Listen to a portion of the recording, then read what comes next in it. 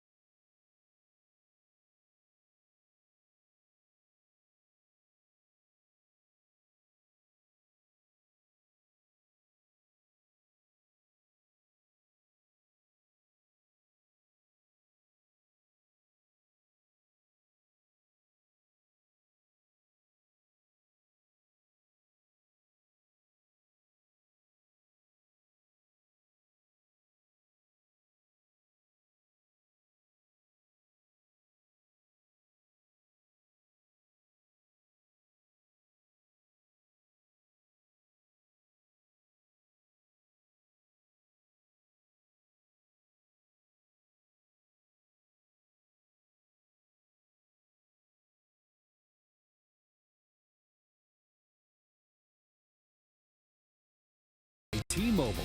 Show your military appreciation and use hashtag HatsOffForHeroes. T-Mobile will donate $1 for each post. And by the law firm of Bordas & Bordas. Bordas & Bordas. Fighting for justice. Let's go Bucks! Corey Dickerson back in the lineup for the Buccos. Looking for the win here today in San Diego. We're going to continue the road trip after this afternoon. Go to Los Angeles, take on the Dodgers for 3. And here, always a salute to the military, and you know how the kids take the field at PNC Park on Sundays. Well, members of the military do here on Sundays here in San Diego as a thank you. Of course, a large military hub here. They were really the innovators of kind of mixing in military appreciation in uniform for the players and in practice. Years back now they've been doing that. Now most of baseball, if not all of it, pretty regular, and that's a good thing. Special uniforms that they wear here on this Sunday afternoon as well. It was always pretty cool coming here, almost, you know, especially when they bring the guys in and they take up a couple of sections and, you know, they do some chants and stuff like that. It's always been pretty neat.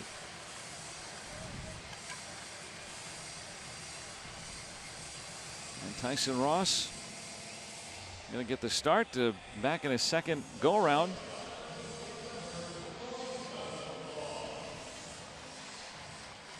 Freddie Galvis in there signing an autograph as well. Really cool to see this before the game today. little piece of San Diego.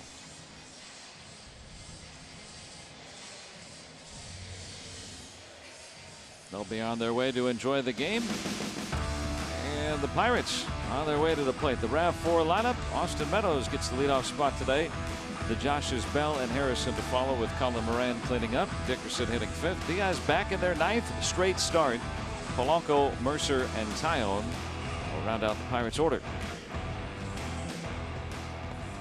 Austin Meadows in there has some history against Tyson Ross. He was the first man that he ever got a big league hit off of, so he'll be back in there today. Yeah, Ross faced the Pirates back on May 18th. He went 6 innings, allowed 2 runs. His numbers, a .500 record, but an ERA of .332. Not a very hard thrower. A lot of sliders. He'll throw as many sliders, if not more, than the fastball. And Meadows in there today. And this is the day that he got caught up, May the 18th. Welcome to the major leagues. First of many for Austin Meadows in his big league career. Stands at 38 and counting right now. He's been up for a month and a half already. Yeah. He's done a great job. Hit for some power, for average. Saw the defense, base running. Had that double in the ninth last night off Brad Hand, the lefty closer. I'm talking with him about that today. He's, said that when his slider's really good, it was really nasty, but it was just a little up and a little bigger, and he was able to stay with it. Pirates were 90 feet away from tying it, down 3 runs entering the ninth yesterday, but the Padres held on and won by a run. So now this one will decide it today.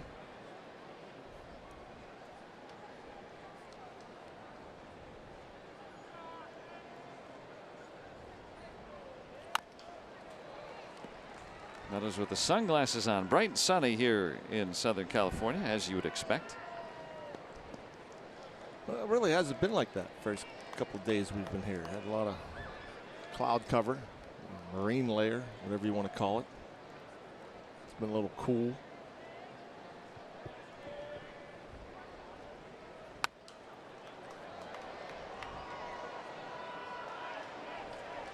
As the calendar turns, so does the weather here, and just a great place to come out, watch baseball. That's the hill area, the berm, just beyond ballpark grounds, and mill about.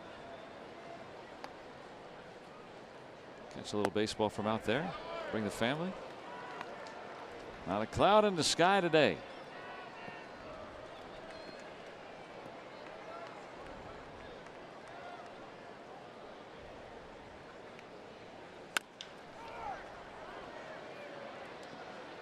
And Aswahe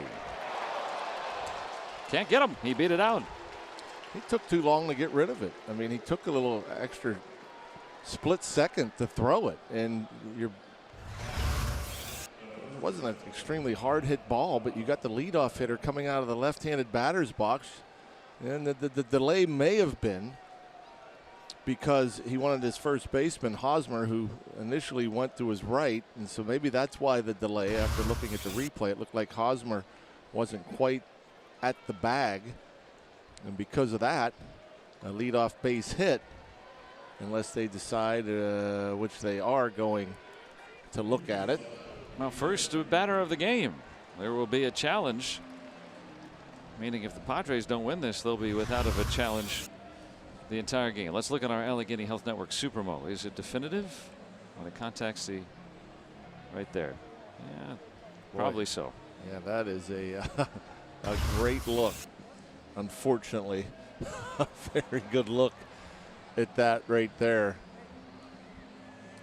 And it tells the young people, right? I mean, running hard out of the box, you never know, even if it looks as routine as can be. Or all people, not just the young people. All people that play the game. Running hard. Yep. And the Padres win the challenge. Game of inches.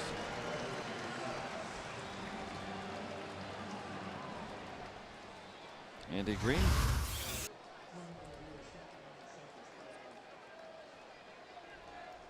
Boy, that very, very close. Aswahe just got caught up. That was his first batter he's seen.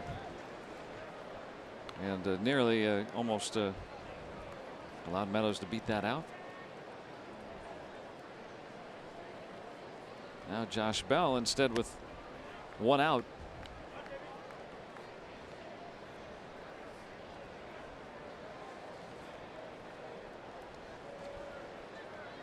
.251 for Bell.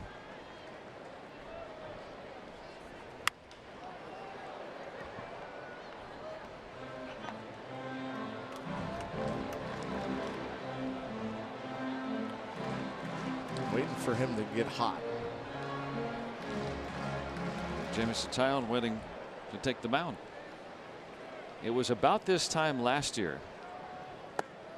Bell's numbers, aside from the home runs, are virtually the same as they were at this time last year. The difference, obviously, the home runs were higher, but he got on a stretch right after the 4th of July. He was sat down on the 4th and then went on a torrid 2-month tear.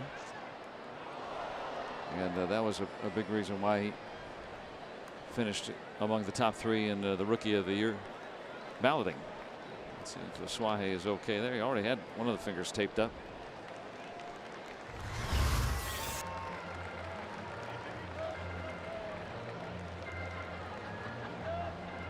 I hit on that box. Yeah.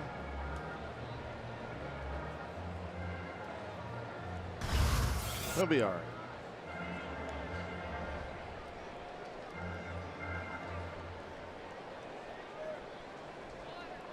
Two on Bell.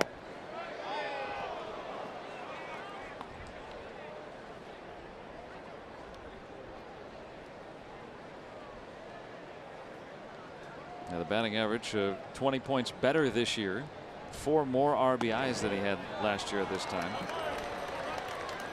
But the home runs way down. I work the walk.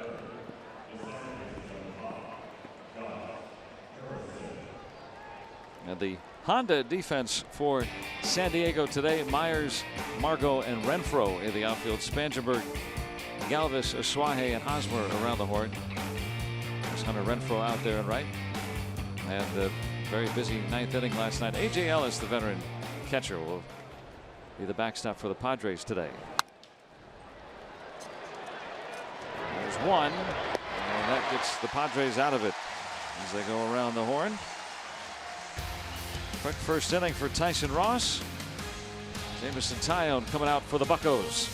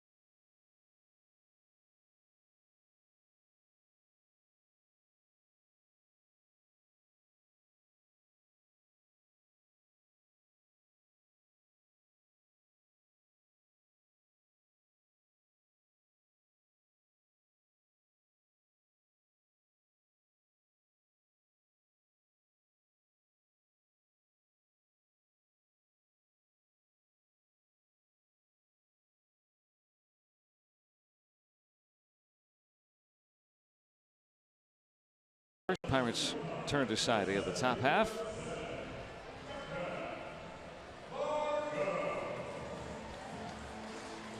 And the Padres 9, as told by Andy Green. Manuel Margot will lead it off with Will Myers hitting second. He had a big night last night. Eric Hosmer hits third. Renfroe's the cleanup man with Spangenberg hitting fifth. Carlos Asuaje just called up today from El Paso. Galvis, Ellis, and Ross bottom third against Jameson Taillon. Taillon at ERA just under 4, his 17th start, almost a strikeout per inning. The ERA under 3 for June. I like how you put it. He's gotten better and better as each month. There's been time he's run into some tough luck. There's been times he's left with runners on, and those runners have come around to score. Really look at just 3 subpar starts. Lined hard, and Dickerson able to recover on that one. Wow, that was hit hard by Margot. It's a different ballpark during the day than it is at night. The ball will carry. Now that ball was hit right on the button, so he hit it extremely hard. But at night it doesn't carry that far. It's the ball kind of dies in the evening. So the first game played here during the day in this series, you saw that ball take off on Corey. Nice adjustment made. Grab that first out. That one was hit at 107 miles an hour, but pretty much already knew that just by watching it. Yeah. Got out there very quickly. Will Myers last night homered and a 2-run double, drove in 3 of the Padres' 4 runs. I was talking about Taillon. Okay, so in 16 starts, he's only allowed more than 3 earned runs in 3 games. And those starts have really skewed the overall performance. Especially 2 of those starts back in April, where he only pitched 5 1/3 innings and allowed 12 runs. So, yeah, that's going to do some damage on an ERA. But in June, an ERA under 3. I wouldn't be surprised if you have something like that the rest of the season from Taillon. Overall, got 2 outs here, and the defense behind him, Dickerson, out there and left with Austin Meadows in center today. Marte getting the day off, and Polanco's in right. Moran, Mercer, Harrison, and Bell third around to first. Elias Diaz catching for the 9th consecutive time. Joking with him today, said to make Jacob Stallings upset. Stallings takes it with a grain of salt. Going toward the corner, but cut off, and Dickerson will hold Hosmer to a base hit. And the reason he held Hosmer to a base hit, he got rid of the ball. And you're coming around first. I think Hosmer's probably should have went and probably would have been safe at second if he continued to go. But you'll see Dickerson, he not only gets over there and cuts it off, but gets rid of it very quickly. And he doesn't have the strongest arm, and he had nothing behind it because he had some momentum on his back leg. He didn't have all his weight behind the ball. And with 2 outs, probably want to try it for 2. But because Dickerson got to it quickly and got rid of it quickly, that stopped Hosmer. Dickerson's been very fundamentally sound out there. Now Hunter Renfroe. I'm like, looking back, I was just looking at those starts from Taillon back in April. In the one start, he only went 1 2/3 against Philly. Remember, that was the game where there was a bunt. If the bunt was fielded, he might not have given up a run in that inning. He ended up giving up 5 in that inning. That's some of the kind of bad luck, so to speak, you were talking about. Yeah, I mean, I vividly remember that one. I mean, everything kind of snowballed after that. Taillon last season had the highest BABIP that you're going to find in almost any half of any season of all time. Batting average on balls in play. That usually portends luck, somewhat at least. But he's taken matters into his own hands by adding another pitch and studying some analytics and trying to figure out, okay, what's working, what isn't, and let me just be a better pitcher and not just say, well, it's been bad luck. Sure. Yeah. And again, there's 3 starts of over 3 earned runs. That's pretty impressive through the first half of the season.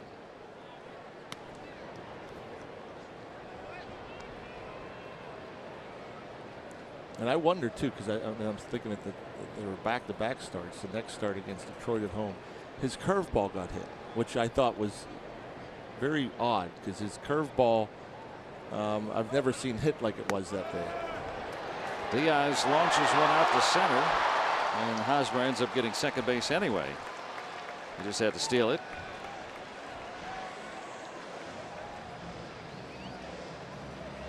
Well, a bad throw by Diaz, but it wouldn't have mattered. Huge jump by Hosmer. A perfect throw wasn't going to get him. You saw the Hosmer taking off, and he was 2/3 of the way there before Diaz got the ball. Good jumping on a curveball that didn't break high and away, or high and in, I should say. So 4 steals now for Hosmer.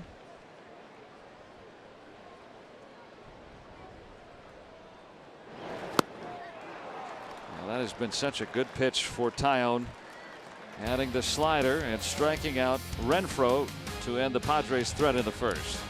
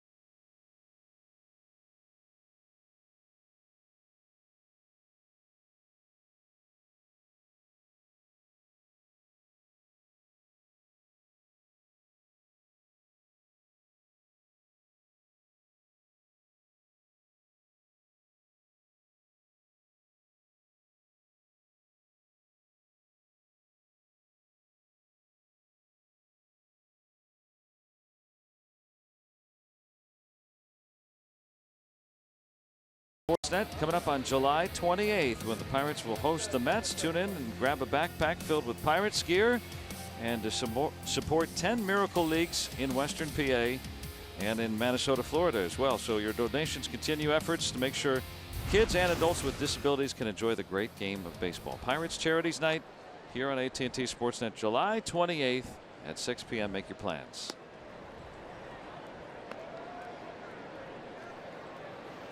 Colin Moran. First start of the series.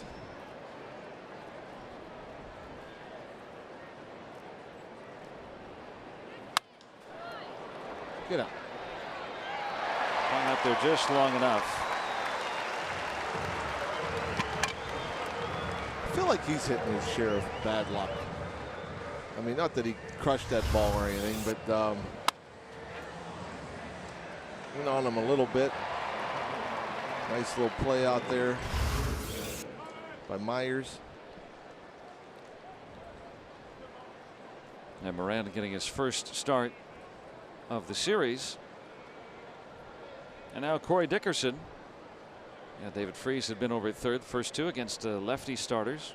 Pirates will have all left-handed mound foes in that Dodgers series. Well, no surprise. Get as many lefties in there as you can against Tyson Ross. He has owned right-handed batters this year. 155. Righties have hit him. Lefties 287. You think it's because of that slider in large part? Yeah, I mean, couple of things. I mean, yeah, the slider, the cutter, everything runs away from the righties. He does a good job of keeping the ball down and away, which I think is always the toughest pitch for a right-handed batter to hit.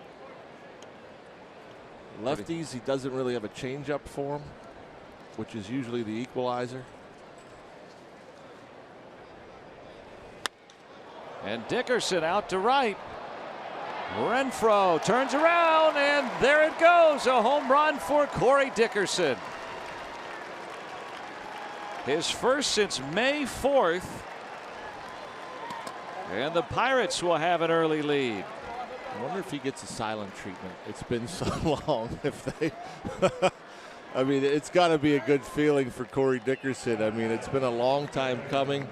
I'm sure it's been on his mind. Not only the home run, but the RBI has been elusive, and a big swing of the bat there. First run batted in a month to the day as well for Dickerson. And good to see him driving a ball. Talked with him at length yesterday, and said he wanted to alter his approach somewhat. He really likes what he's been doing, but said early in the count he might try to drive balls more and then take that two-strike approach into the two-strike situations and keep it there, but try to drive the ball early. And he did so right there. And he has big-time raw power, and with this new approach he's brought this year. Diaz out to left. But Myers can haul it in for the second out. He has that approach has been stay on top, stay on inside, hit the ball to the opposite field, and that's what he's done. I mean, he ran into some balls early and hit the ball at the ballpark, and so I think it's a good approach to have, you know, early in the account, especially as just off the end of that young man's glove.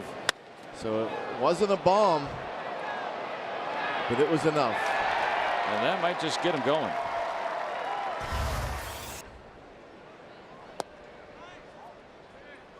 And talking with him, you know, just saying, you know, he's starting to lose confidence in certain times when he's at the plate, but he knows when he steps away from it that he's doing the right thing. But he also said that, you know, you can't keep doing the same things over and over again and expect nothing to change. Right. There's something to change, I mean, and you know, what better example than that, than the man that's at the plate right now. And Polanco's, you know, okay, you have a long stretch. I mean, everyone has ups and downs, but you have a long stretch of just not succeeding. And Jeff Branson and Jeff Livesey, these guys work so hard with them. The suggestion was to Polanco, right, move off the plate a little bit. And Clint Hurdle was saying the other day, you know, for Polanco, the pitch recognition is better. That's the big thing, you know, is you know, the pitch recognition, the approach. Doesn't seem to be as worried about getting beat with the fastball in, so you don't see him pulling off. He's looking to hit the fastball the other way, which keeps him on the breaking ball, allows him to see it longer, recognize the speed and spin. And some of these balls he's hit against left-handed pitchers, breaking balls off of left-handed pitchers. You can't have the pull the fastball approach to drive the ball the way he's been driving the ball. Home runs, doubles, triples against left-handed breaking balls, and he's going and getting them. If you're looking fastball in and you're trying to cheat and trying to get the fastball out of the inside part of the plate, you can't reach those breaking balls away from you. But you know, but his approach appears to be to drive the ball the other way, adjust to the breaking ball.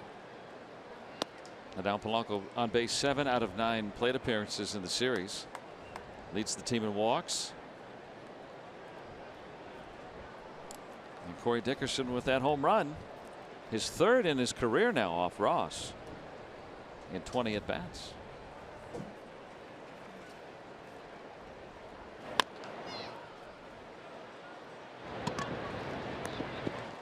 Yeah, that's that. But the Pirates own the lead thanks to the home run by Corey Dickerson.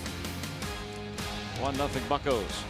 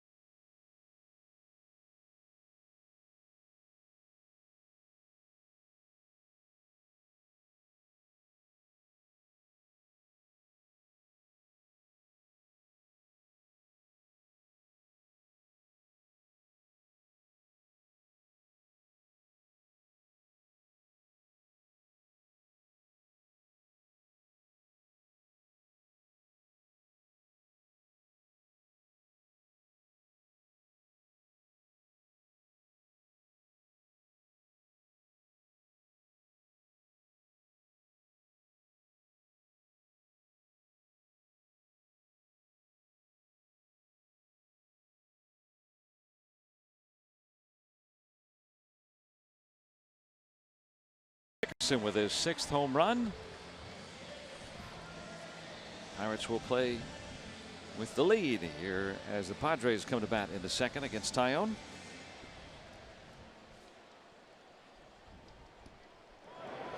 Corey Spangenberg is their number 5 hitter.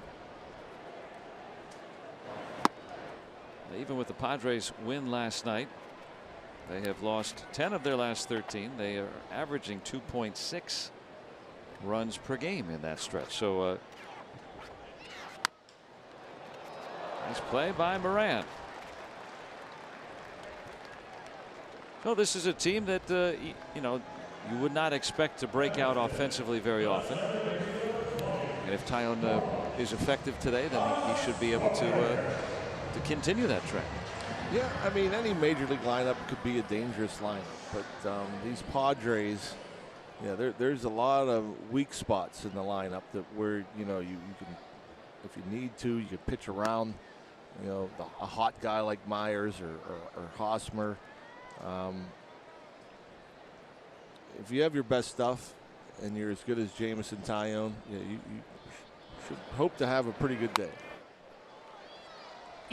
And in on the hands of Aswahe. Well, back here.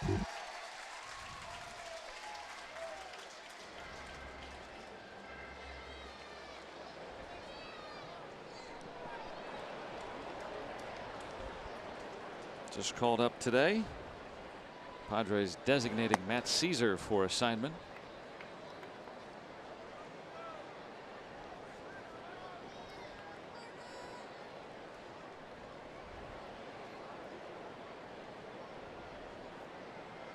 Pirates trying to get hot here on the road.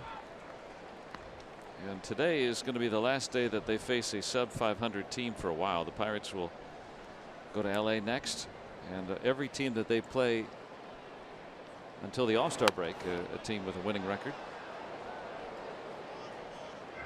Yeah, nice little series in New York. We could be talking about a potential sweep today if things worked out differently last night. You don't know. I mean, so much has been talked about that play, the potential sac fly. It only ties it. That doesn't guarantee you win the game, but you win this series and you start feeling good. I mean, you get the pitching. There's some bats that are heating up. It doesn't matter who you're facing, whether they're winning record or losing record. That doesn't mean you can't go into LA and win a series and go home and play well. Yeah, what I mean by that is, if the Pirates feel like they're playing good baseball, you got to play good baseball to beat winning team. I mean, you got to play good baseball to beat any team, but especially so. Right. And if this is what is their little springboard here, then okay, then maybe they'll feel good going into the Dodgers series. Especially you go on the road. It's harder to win on the road, even though the Mets have struggled, arguably the worst team in baseball the last month or so.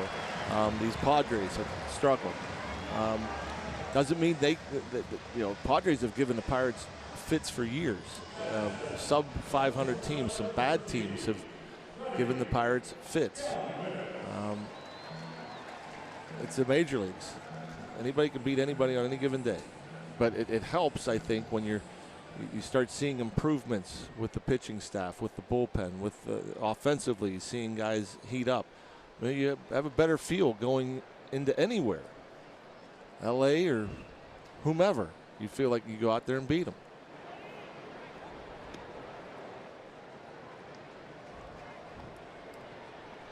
Swahe, no steals in his earlier time with the Padres. After that 8-pitch walk, Freddie Galvis, switch hitting shortstop.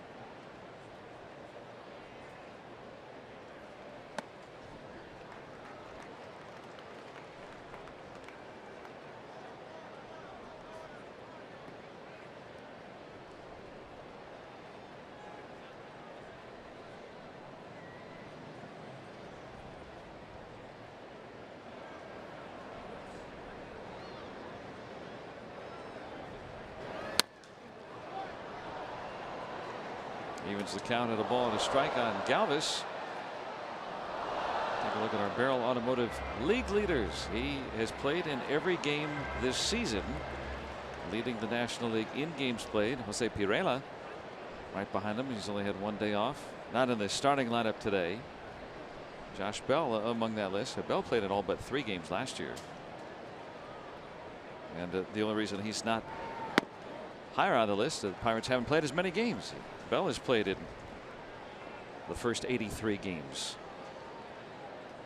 All the games for the Pirates. The Iron Man. Yeah, he seems, and he's done a good job as a young hitter, as a pinch hitter. Most of the time he's come up and he's been a starter. But unlike some starters, Clint Hurdle will use Josh Bell to pinch hit.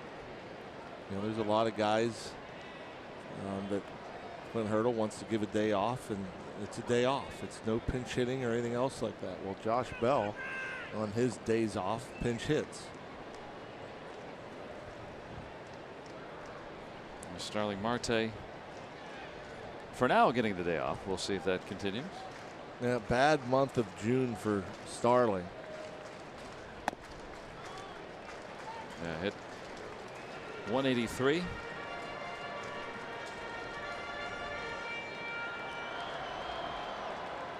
And doesn't have good career numbers against Ross, so that's what Clint Hurdle said, a reason for sitting him down today.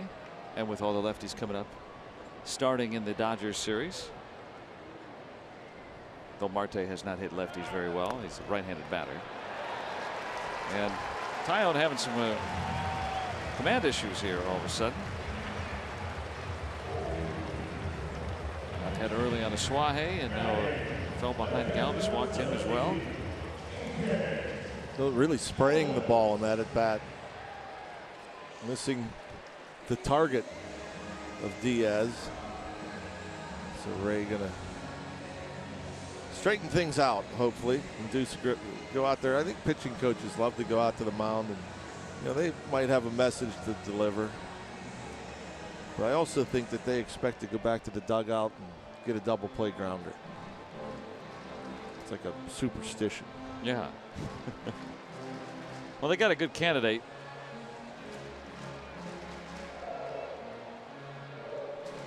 A.J. Ellis, 37-year-old catcher. Now, if Tyone stays wild to him, I mean, he's having a nice year at 319. Always has had a great eye at the plate, can draw walks.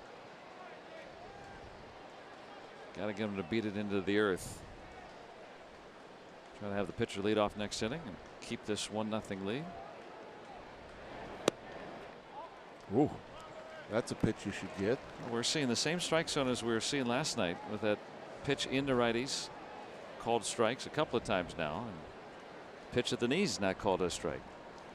Ellis over his last 10 hitting at 370. So he's on the uptick.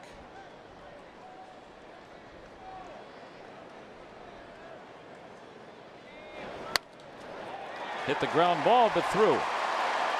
They'll test the arm of Dickerson. Aswahe scores. Galvis is going to move to third on the throw trickling away, and the Padres have tied it at 1.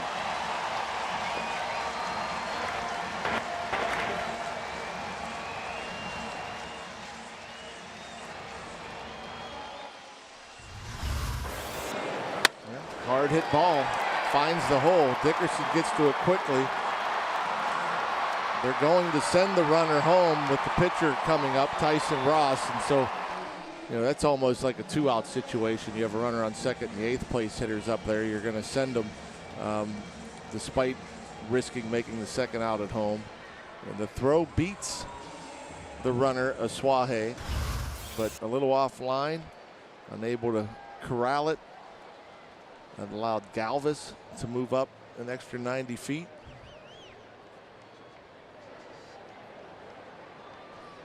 So Diaz assessed with an error, his 7th. That allowed Galvis to move to third after that ball trickled away, didn't retrieve it quickly enough. Single and an RBI for Ellis. This is a tough play to defend.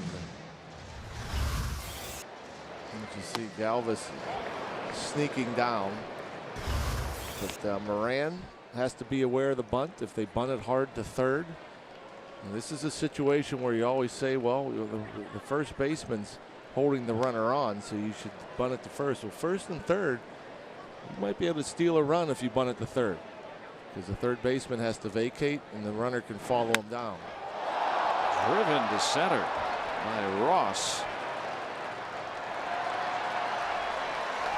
And a sac fly scores Galvis. The Padres have minted a 2-1 lead. I really thought in last night's game, the difference for me was 2 walks issued by Trevor Williams. To the bottom of the order. To the bottom of the order, 2 batters that were hitting in the 180s. Those 2 walks come around to score on a Will Myers base hit. Different, the score is 4-3. So, those 2 walks obviously were costly to the Pirates. Last night, these 2 walks here in the second both come around to score. And the error allowing a fly ball to score a run. So Diaz now with his 7th error leads all major league catchers. And that allowed Galvis, who stopped at second, to go to third on the previous play. The walks are in. But right to Moran, and Margot is gone. But the Padres assume the lead through 2-1 San Diego.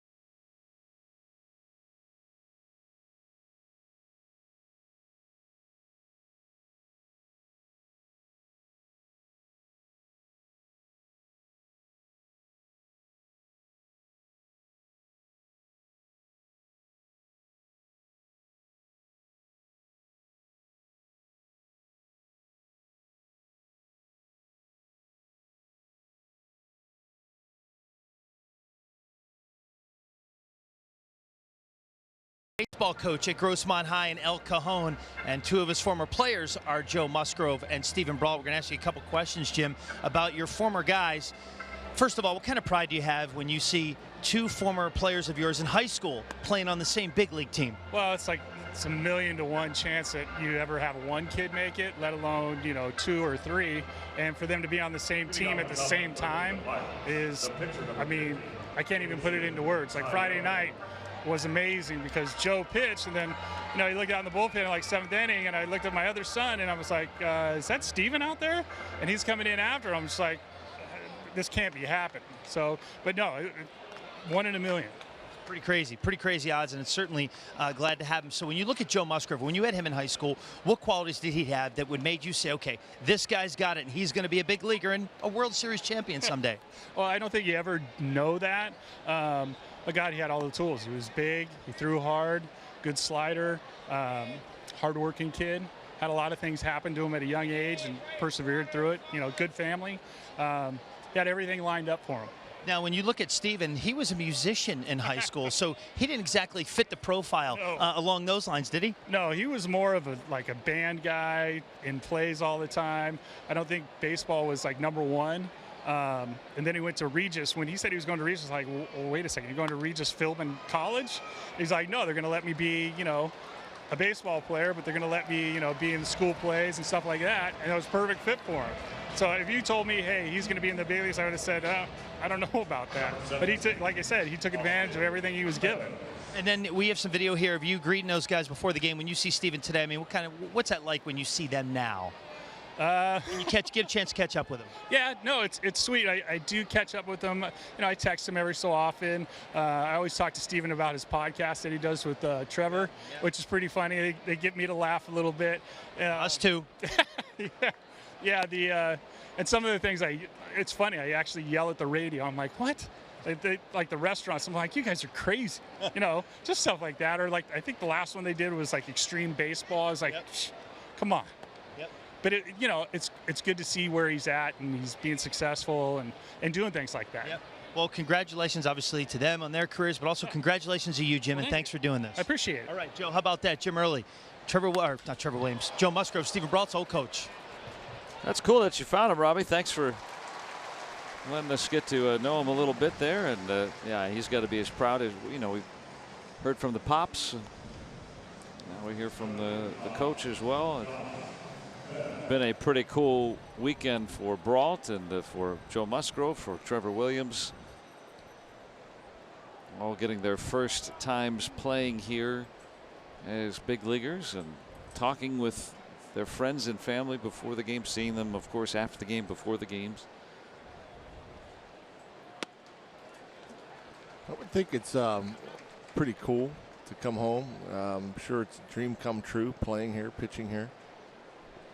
Seeing family and friends, but I would guess they're looking forward to leaving. I'm sure it's been a very busy weekend for all of them.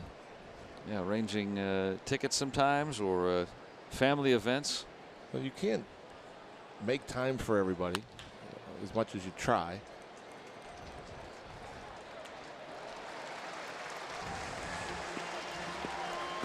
And a lot of people wanting to say hello, pass on their well wishes.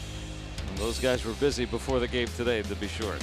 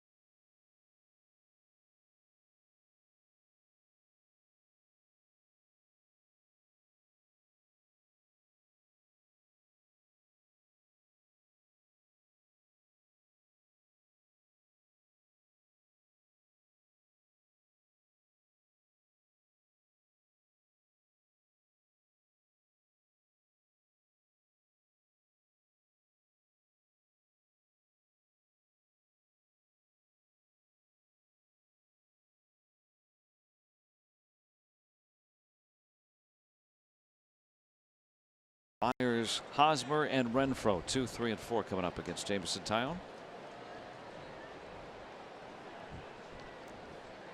Two walks he issued in the second, came around to score. Single, an error, and a sac fly, bringing them in. Myers brought in 3 last night, a homer and a double.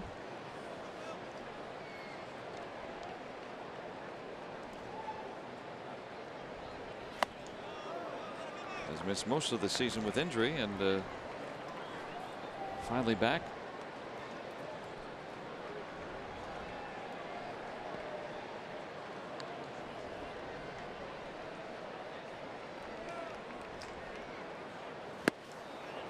And no surprise there. Taking a big cut. Jamison 95 coming right at him.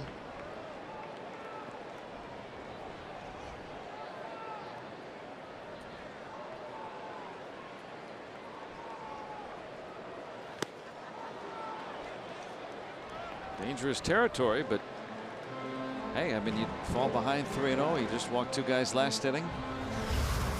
Now, this looked like the slider just had a little bit of late movement. At least I thought it was at 93, a little harder than what you typically see from his slider. Where's the pitch? Where is that pitch? When is that pitch not in the strike zone? From the time it left his hand until it went into Diaz's mitt, that ball was never not in the strike zone. I mean, that's a heck of a pitch right there.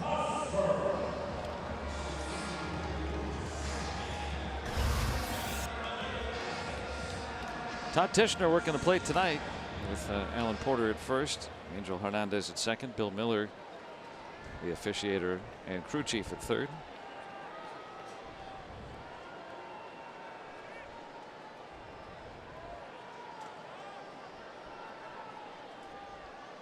Here's Eric Hosmer. So that's the 3rd walk issued by Tyone, even though came back from 3-0 and froze Myers.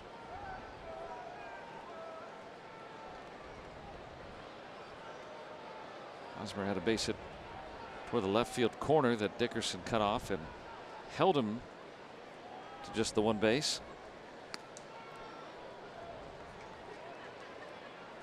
Myers is a threat to run. We've seen that in the series already. Stole 20 bases last year, 28 the year before. Yeah, it's about the big league average. Throws out 26% coming into today.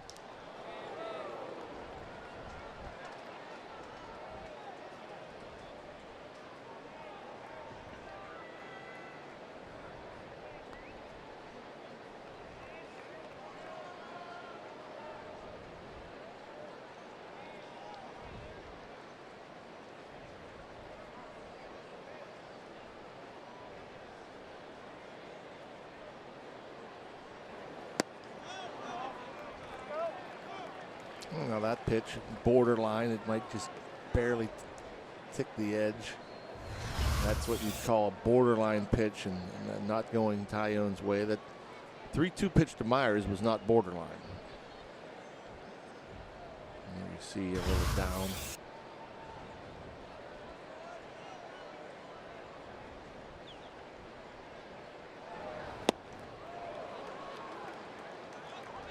Well, Tyone incorporating the slider on a day like, for instance, today. I mean, that curveball, he can't snap that curveball so far today. So how does that change what he's able to do now that he has another breaking pitch? Because if he doesn't have the curveball today and he didn't have the slider, I mean, think about where he'd be right now. I think a lot of guys, that's where they struggle, and it's a difficult go when you only have 1 breaking pitch. And if it's not good that day, I mean, it's going to be hard for you to get outs with, let's just say, you're a fastball, slider, changeup. Well, you don't have a slider, you're down to fastball, changeup. Well, it's going to be a hard time to get righties out. You know, Jamison, now that he has the slider to go to that curveball, if that curveball's not right, he can go to the slider. The slider's not right, he can go to the curveball. We saw a couple of starts ago against the Brewers. It's really the one time this year that an opponent has hit his slider very well since he's introduced it. And he did turn back toward the curve and was able to use that. Last time around, the game against the Mets, got more slider dominant again because it was working. He was having success.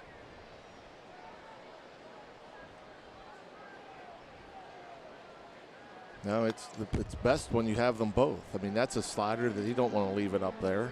The curveball, the 3-2 curveball to Myers, a beautiful curveball, perfectly placed pitch.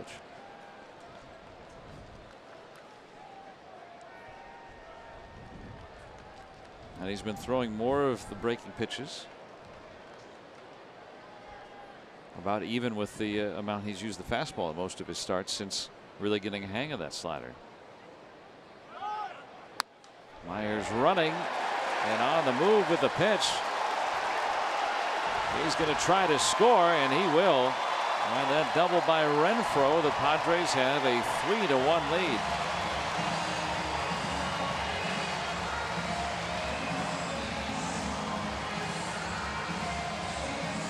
And you could lament another walk, another run scored. Although I think that 3-2 pitch should have been called a strike. That curveball, not a good one. Left it up middle of the plate. Renfroe makes him pay. But in my opinion, Myers should have never been on base.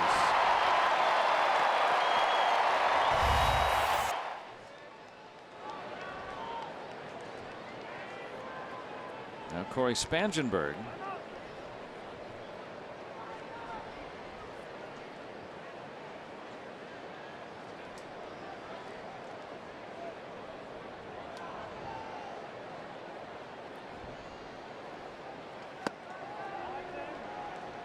Showing the bunt.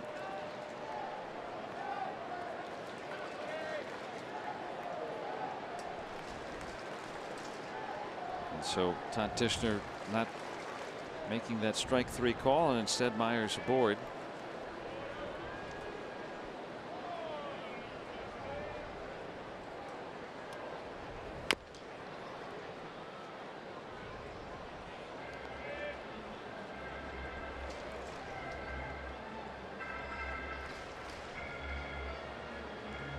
Tyon has walked 3. They've all come around to score today. He's allowed 3 hits.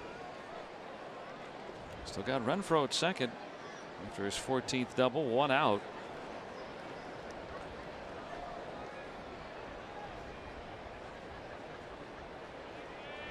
.51 pitches now. That's starting to get up there. 97 there from Tyon. Velocity. A little zip on that.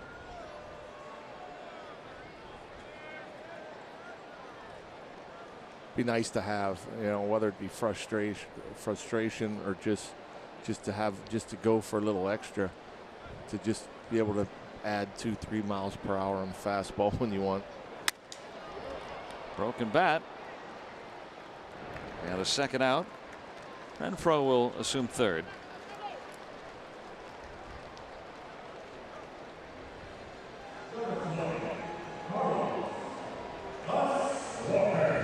With 2 outs, Aswahe coming up.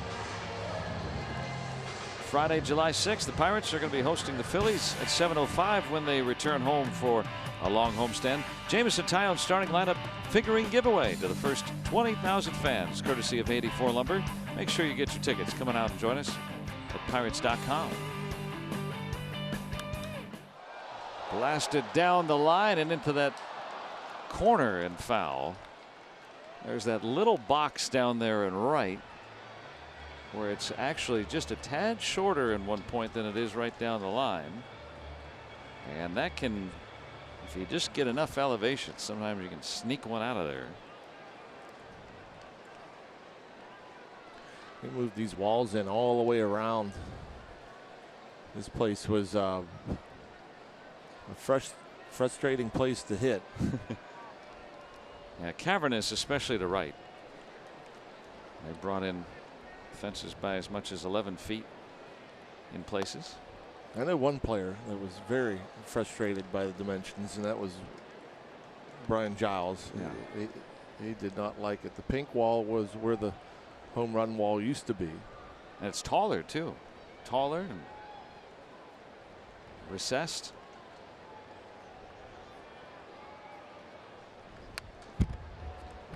Yeah, I remember Ryan Klesko, went from, this big power hitter, kind of an emerging hitter after he came over from the Braves, and then just, whether it was the ballpark, whether it was his mind or both, just couldn't hit for power anymore, and it basically faded away.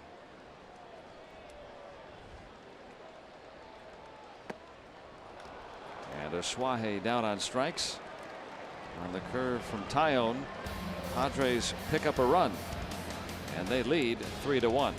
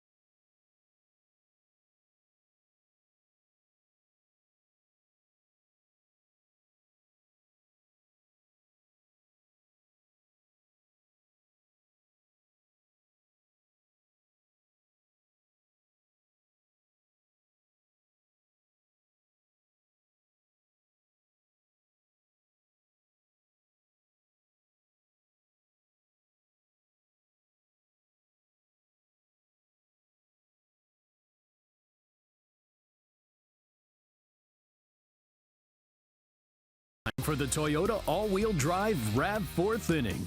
Toyota, what drives you? All the retired numbers in Padres history. Great Dave Winfield, what an athlete he was. Hall of Fame baseball player. Might have been in any sport he chose.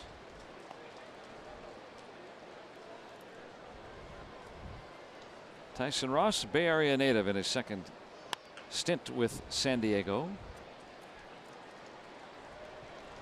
And he has kept the Pirates pretty quiet today. This is the list of players who have appeared in a Padre uniform and have gone on to baseball's Hall of Fame. Some with longer stints than others. Ozzie Smith began his career with the Padres, for instance. Goose Gossage in the '84 World Series. Briefly a Pirate, too. Base hit for Colin Moran. Hit a ball that way his first time up. Just got under it. Soft liner. Nice little play by Myers. This time gets on top.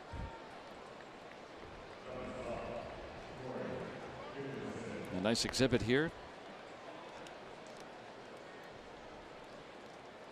You see Greg Maddux in there. Mike Piazza, right at the end of his career, was a Padre. Ricky Henderson. Dick Williams was the manager of that '84 World Series outfit. Club went to the series in '98 as well. Corey Dickerson with a home run just over the wall in right. That is the force taking care of Moran there. That was the only other hit before Moran's ball.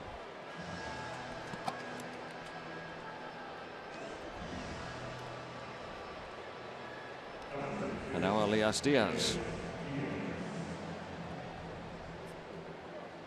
Ross has been resurgent this year. Really injury plagued. Made one start for the Padres 2 years ago. Last year he had blister problems. Walked the house for the Texas Rangers. Was released in September. Just couldn't get right, and has reemerged. He's a former All-Star and had a really good season in 15 with the Padres too. He's been back to form.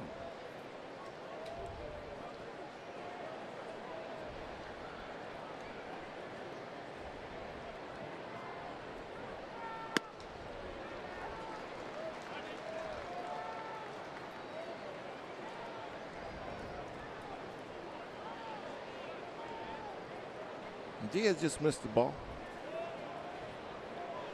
Deep to left. He's capable of tying things up. I was thinking the same thing. Dickerson runs. Quickly unloaded by Ellis, but Dickerson in with stolen base number 4.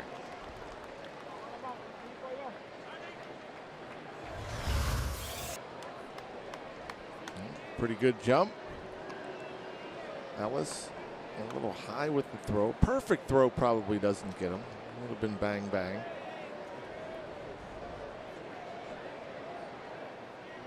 And gets into scoring position with 2 away.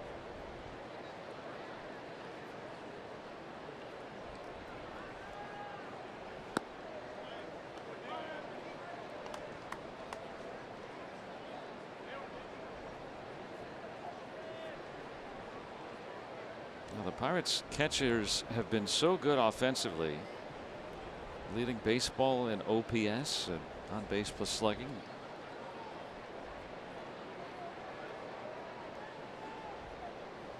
They're almost to their collective RBI total of what they had all of last year. And that's what Ross wants you to do right there, is to chase. I mean, he has great confidence in that breaking ball, that slider. And he's not going to give in to you. He's a tough guy to go up there to look to pull, especially for a right-handed batter.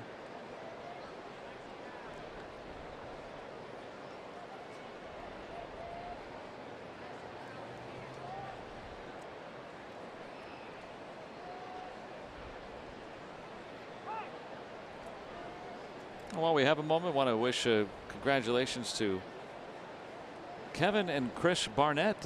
Now they are just got married today. Former Chris Worst from South Park, a good family friend for a long time, married in the Butler area this afternoon. So congratulations, guys. And one crack toward the corner. That'll score Dickerson easily. Diaz going for 2, and he's in there. He drives in the run, and the Pirates down 3-2.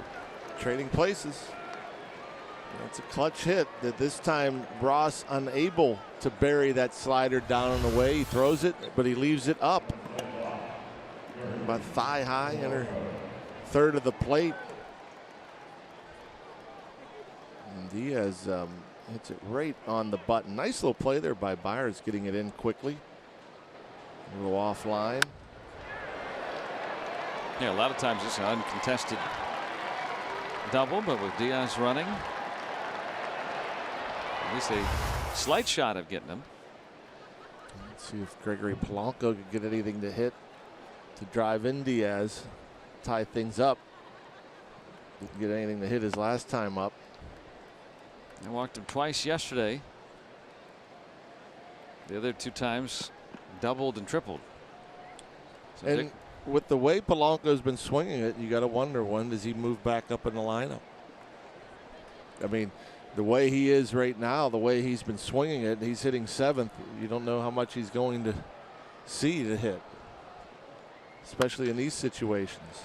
Got a hanging breaking ball there, rolled over though. rare time that he's been put out in this series. Pirates pick up a run, 3-2 here in the 4th.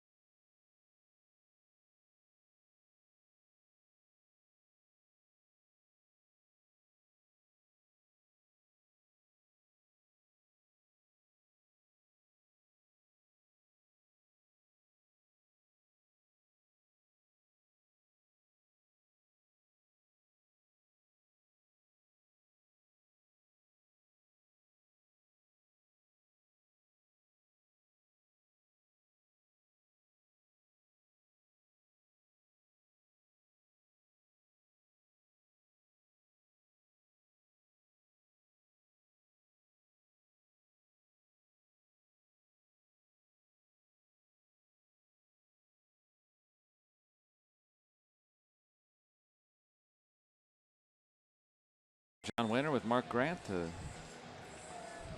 Wait, what? Elias Diaz driving in the run. Have some fun with the San Diego Friar, of course, the Padres mascot. There he is. And of course, your affinity for the chicken sandwich. Now, is that a headband, or is that his hair? I think that's supposed to be his hair, right? The Friar's hair. I'm glad that's not a style. If I could grow it in the front, maybe I would bring that back. Tough play for Mercer.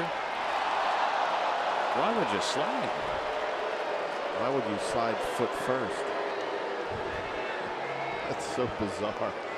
It's like, can you imagine like Usain Bolt running through the finish line of 100 meters and sliding feet first? It's the only way you don't beat this out is by sliding feet first.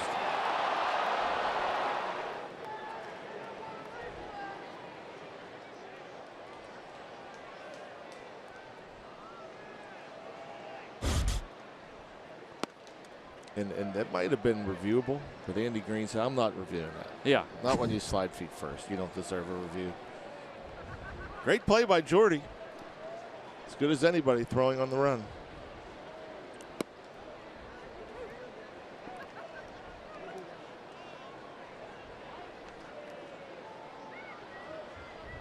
Well, you can't know if it doesn't work until you try it. Oh, you can know that is not going to work. Absolutely, you know that sliding feet first isn't getting you anywhere faster. For our younger audience learning the game, the fastest way to the bag is through the bag. And for your older audience, too. Just keep running. Just play the game. Just run.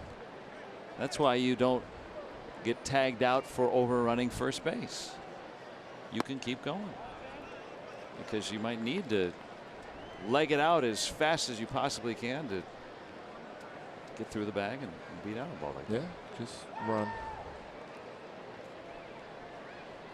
Hard to understand. We'll take it.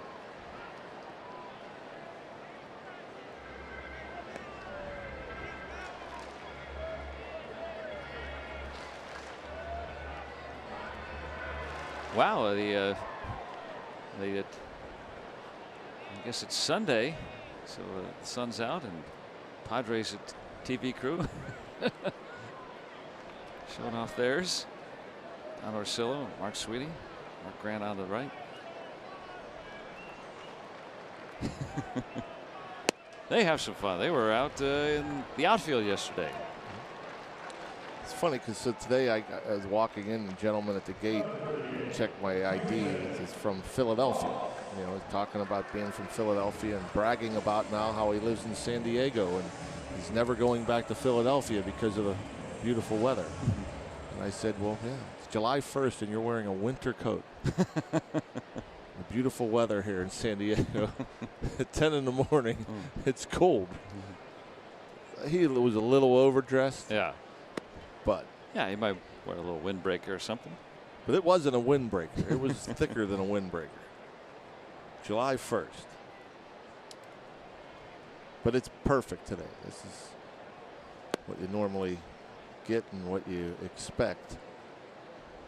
Yeah. Bob and Greg, they love the weather here. Why not? Probably what they're talking about right now. Think they should roll their sleeves up? No. No. I'm not doing it next to you. I know that. It would not be quite a contrast.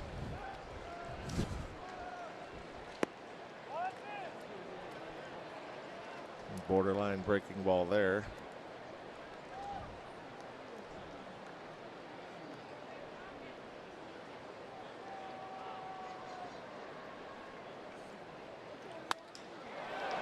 Ross with a base hit after a sac fly today. Turns the lineup over. What was going on? I saw. I didn't hear the replay, but I saw replays of a game yesterday where there were teams with sleeveless shirts on. I think it was the turn ahead the clock game with the Mariners. So it was the Mariners the and hats turned backward. Yeah, and they had no sleeves. Yeah. Do you remember when they did that? I think it was like the late '90s. They turn ahead the clock game with the big gaudy logo on the shirts and all that. So they wanted to come up with another one. Now that's turn back the clock with the mustard yellow and chocolate brown. Yeah, I still have the futuristic jersey with the red one. The Pirates had a big red jersey with the logo on the front. I still have it. Wow. Yeah. That's ball. Yep, that's ball. Last 2 nights. Ball. Did you see that pitch? Yes. Someone didn't though, and that's the problem. It's been like that all yesterday and today. By Clint Hurdle on that particular pitch, rightfully so. I'll tell you what, it's not just these two umps too. I mean, I think we're seeing less and less of that. More of the borderline pitch, not the one. That one was very much in the zone, but more of that borderline strike at the hollow of the knees. We're seeing less and less of that, I think, throughout baseball. Angel Hernandez, who did the game Friday night, I think did the best job of the 3 behind home plate. I have to agree. Will Miller, the crew chief, was behind the plate last night.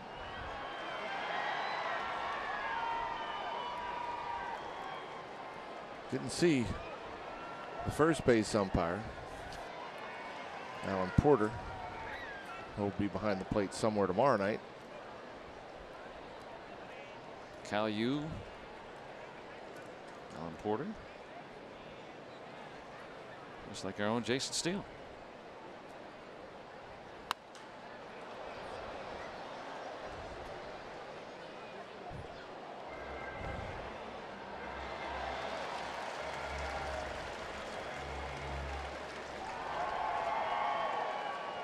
Umpires are good at their job. Yes, they are. I think they are very good at this level.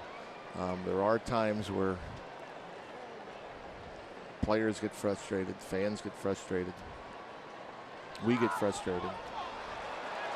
Well, Tyson Ross is going to have a stolen base. The Padres pitcher caught everybody napping.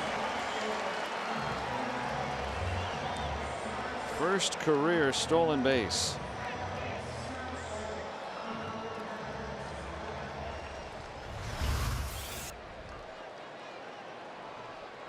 Right now, Josh Bell going to be yelling.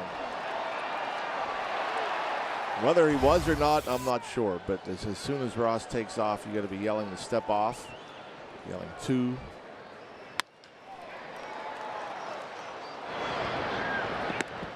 Well, that will take care of that. And it'll stay 3-2 San Diego.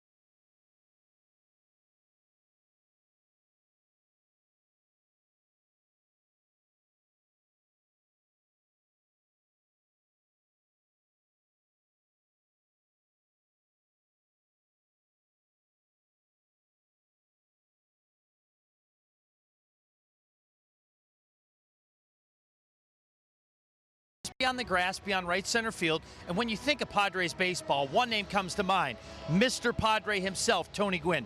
But what's really cool about this area is not only the statue itself, which is larger than life, the first row and last row of bricks each commemorate Tony Gwynn's career accomplishments. There are many of them.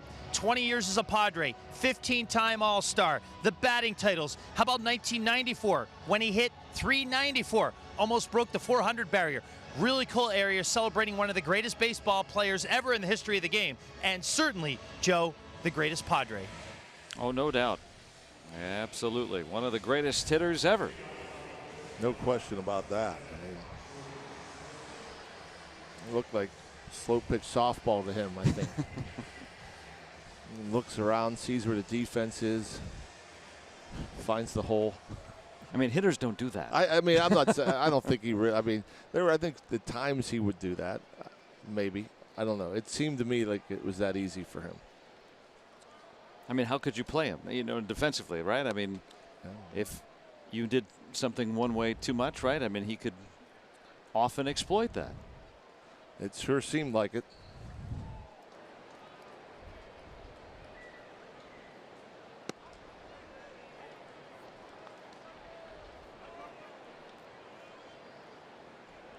Jordy Mercer will start things here in the 5th.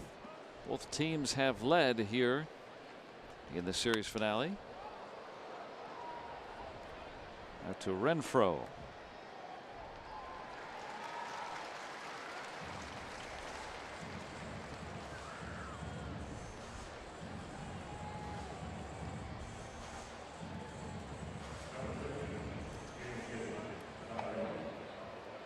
Tyson Ross at 54 pitches. His mound counterpart at 77 through his 4 innings. Tyone wants to get him back. A couple of good at bats for Tyson Ross. 1 for 1 with an RBI sac fly. Stole the base. Now all he's got to do is go and cover third, and he'll kind of do what Musgrove did on Friday night. Musgrove was everywhere. Ross has kind of been that guy on the mound for the Padres this afternoon.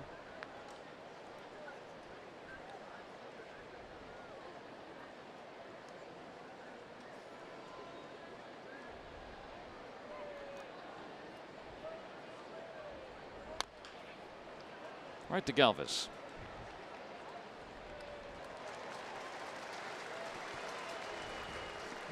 Two gone in the 5th. You'll want to make your plans for the Pirates' next Kids Day. That's next Sunday, a week from today, July 8th, when the Pirates host the Phillies at 1:35. Pirates dartboard game goes to all kids 14 and younger, presented by Mrs. T's Pierogies. Every Sunday, you got the #1 Concord Family Fun Zone before the game out on Federal Street, and kids run the bases after the games. Thanks to Rivendell, pirates.com/kidsdays. A promenade outside where everybody can gather, have some fun. Kids can run around. No longer a beach, or is there?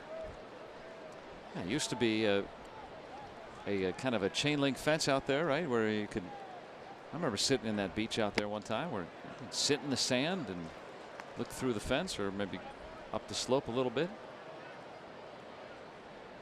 Now more of a kind of summer fun area out there with the deck chairs.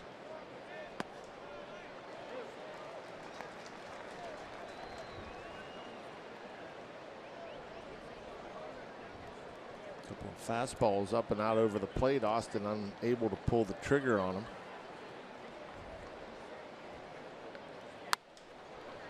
The other way. Get 2. Meadows will go for a double, and he'll have it. His second in as many days. Pirates put the tying run in scoring position with 2 away here in the 5th. Yeah, he couldn't pull the trigger on the fastballs, and then Ross throws a middle slider, or no, 91 fastball. That had a little bit of cut to it. I thought maybe that was the breaking ball that just spun up there, but the velocity says fastball. Austin Meadows, and he's done a nice job. Not only, you know, he's done a great job since he's been up here, but he's done a nice job with 2 strikes too. He's collecting his a good share of hits. Last night, the double, 2 strikes. And really, in both circumstances, the pitcher throws him something.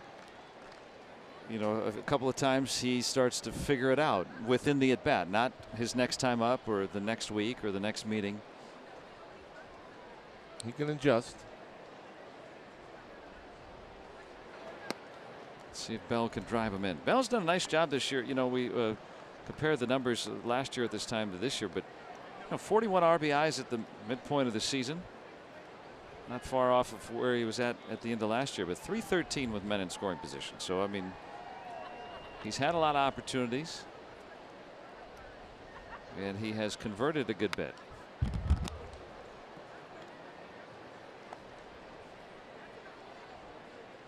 Yeah, you can tell he's one of those guys that loves to be up there in these situations. Game on the line.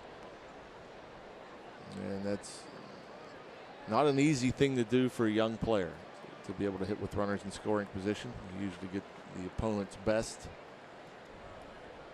Yeah, last year he was, as he was beginning this year, of course, too, but as a rookie last year, he was the primary cleanup man for most of the year. And more at bats in that role than any Pirate in 90 years. So, I mean, you think about, you know, who's the guy you want up to try to drive in a run? Well, even in a veteran lineup, last year especially, it was Bell that assumed that role. Well, he'll be back in that role. Yeah, with Polanco hitting again, you figure it's not long that there'll be another little jumbling. And if Dickerson starts to warm back up after his homer today. Third free pass issued by Ross. Now, none of them yet have come around to score, as they have against Tyone. So maybe the Pirates can make a pay here. Talk about guys that have been good with runners in scoring position. Jay Hay's been the best. 0 for 2 so far today. But first chance with men at second and or third. 433. That's the best.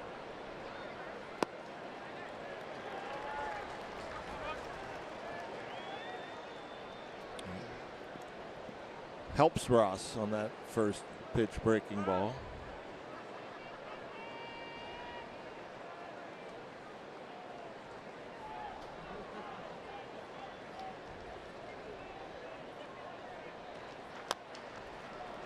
Might hit just poorly enough. Indeed, Harrison runs well enough, and that's a base hit.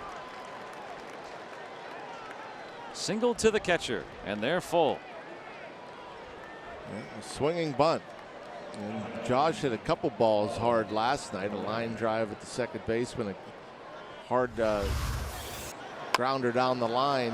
That nice diving play in last night's game, and so a little tough luck that makes up for it. A swinging bunt.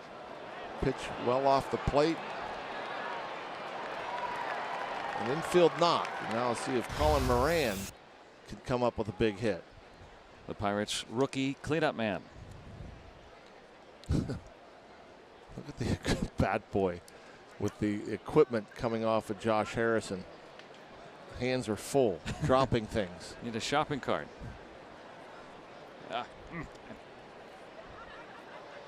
Might need to start adding a second bat boy.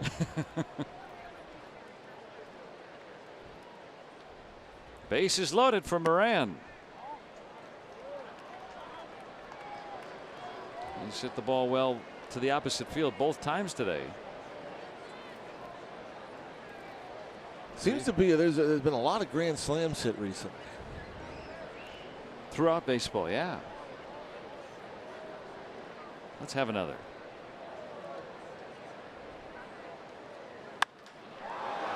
Well hit out to right. Let's have another. A grand slam for Colin Moran.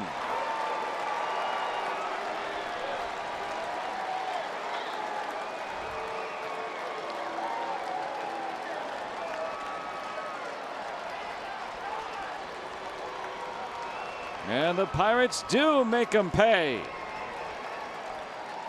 Difference makers. Bases loaded hits are difference makers. Gappers, difference makers. Grand slams, difference makers. And Colin Moran, did he set Ross up for that? I'm not sure. First at bat, line drive to left. Second at bat, a base hit to left. Colin Moran had to be looking dead red middle in right there against Tyson Ross, thinking, hey, I slapped two the other way. He's not going to let me slap another one the other way. And so here it comes. Little cutter or fastball in, about belt high. And we've seen it before. Colin Moran can drive that ball up in the zone on that inside part of the plate. Dickerson the other way, not quite enough steam. He's already homered today, but Colin Moran with his second grand slam of the year. And the Buccos back on top.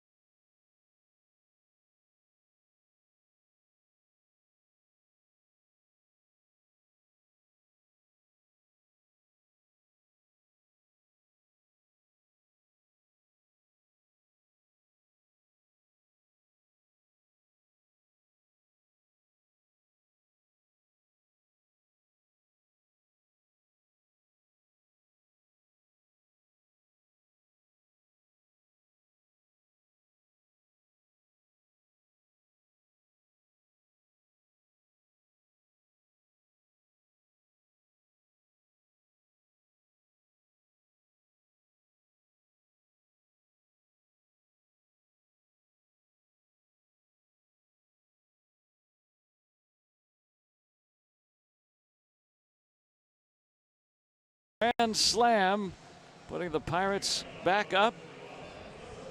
His second this season. And Rock, you were saying it kind of been going around. Yeah, it's been crazy. It seems like every day you see another grand slam home run. And pitchers have been hitting grand slams. And so there you have it. Second Pirate in team history. With 2 grand slams in the season. Who was the first? Wally Westlake. Back in '47, he had a good first few years in the major leagues, post-war years. Colin Moran, the second in all the years of Pirate baseball. He got time. Nice pick there by Bell. That must have seemed like it took forever. Taillon couldn't find it. He's looking everywhere but down. And nice little pick by Josh Bell over there.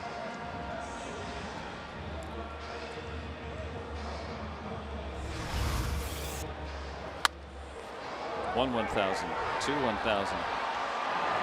And he almost kicked it when he went down to pick it up. See it hit off the outside of his foot. And that's not an easy play there for Josh Bell. I mean, that's a bullet being thrown from about 60 feet. Like to see this. 2 quick outs. Right after getting the lead. The big 4-run inning. The only 2 grand slams by the Pirates this year.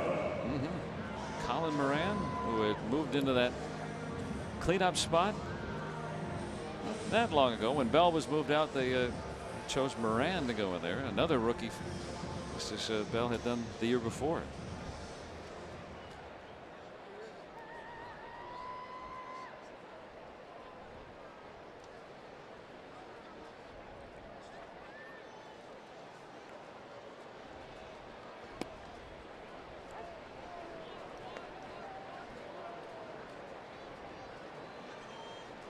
2 quick outs, and Renfroe, a run scoring double his last time up. Wow. Turned on that one. Almost hit that target. Second extra base hit today.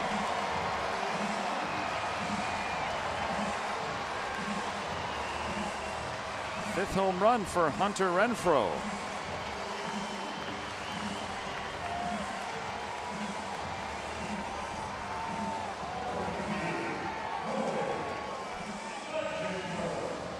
That looked like a slider. And yeah, that was a spinner up middle. So trying to make it a quick inning. Still could be a quick inning.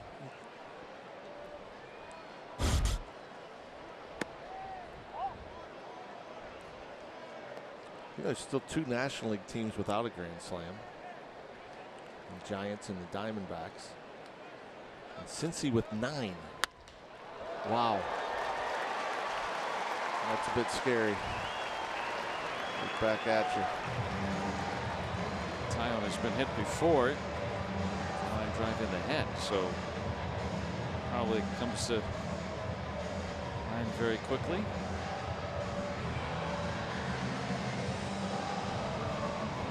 Well, after 2 very quick and soft outs, 2 hard hit balls. Hernan Perez hit him in the head with a line drive a couple of years ago.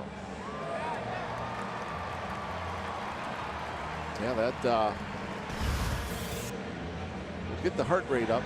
So Ray Searage out to give the bullpen a chance to loosen, but also, yeah, I think when a ball's coming at your head like that, no doubt that your heart will start racing. I mean, that is a scary situation. Is 7 pitches. Broughton Santana loosened. 2 quick outs, a homer and a single. 7 pitches. It still could be a quick inning.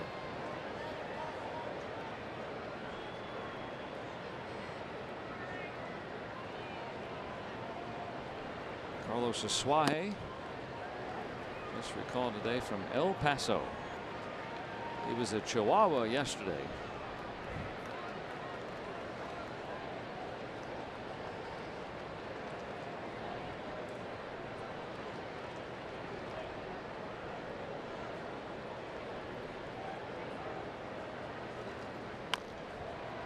Now he's a big dog here with the Padres. Must not have a facial hair policy down in the Padres minor league system. Yeah, that would be a lot of growth for it's no 5 o'clock shadow. That's something. So some of these beards that these guys are growing throughout baseball nowadays, like if you had a minor league beard policy, facial hair policy, and you've spent a year or 2 growing a beard, sorry, you're going down. You have to shave. I like the Yankees' Clint Frazier when he went over. Colin Moran was in the Astro system. They didn't have that policy, so he's been growing that for more than 2 years. Don't see too many Pirates rookies with that kind of mane. Nope. They don't allow their minor league players to have facial hair, or at least not beards. Just out of Jay Hayes' range. And now the tying runs are back aboard right after the grand slam. It was a 3-run advantage entering the inning. 2 soft and quick outs. Like Taillon was going to cruise here and just trying to hang on now to get through 5. Just past Jay Hay, he got a piece of it. He slowed it down to where that allows the runner Spangenberg to get to 3rd, but that would have been a heck of a play for Josh. But that'll be it for JMO. I'm sure a bit frustrated after going out there with the lead, and definitely wanted to get through this 5th to be able to pick up another win.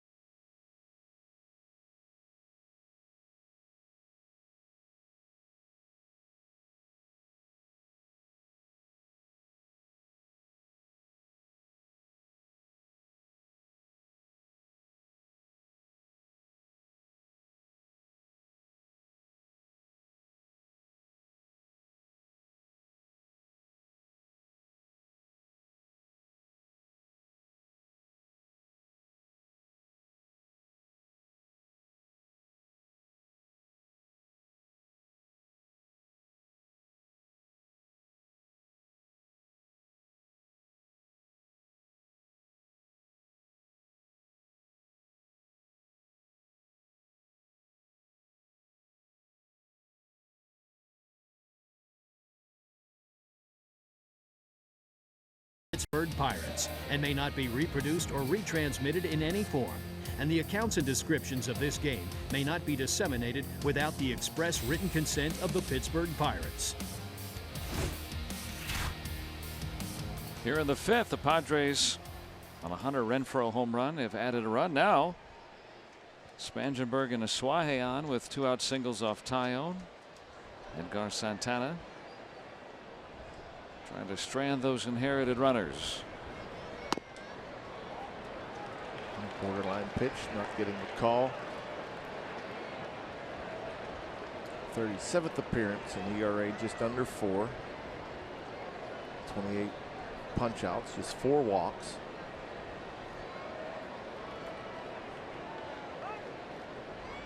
And first couple of months of the year, he was really good at lefty hitters facing them, but has fallen on hard times against them last month or so. Needing to get one here.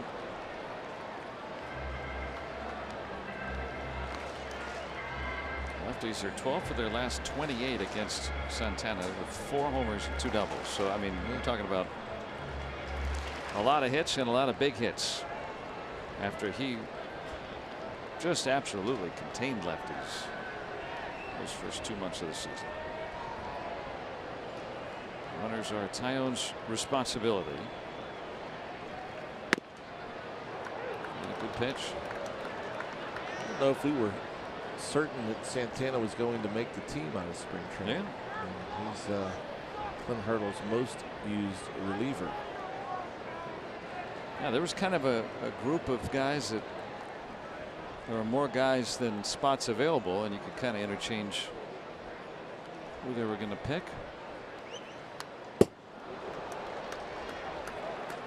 Change up, you don't want to leave it up there. That was a really good pitch for him maybe the first 2 months. Changed grips on it, used it a lot. Has not been the same success for him lately.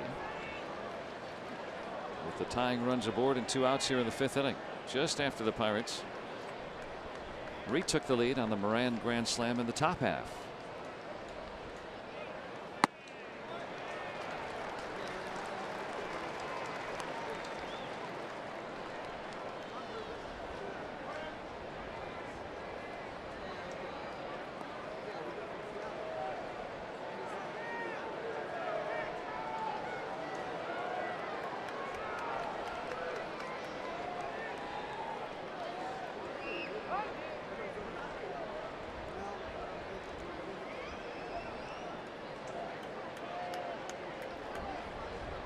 A.J. Ellis on deck. Pirates hoping he leads off the next inning. And he will. Santana strikes out Galvis. So he'll strand the 2 runners, keeping the Pirates in the lead.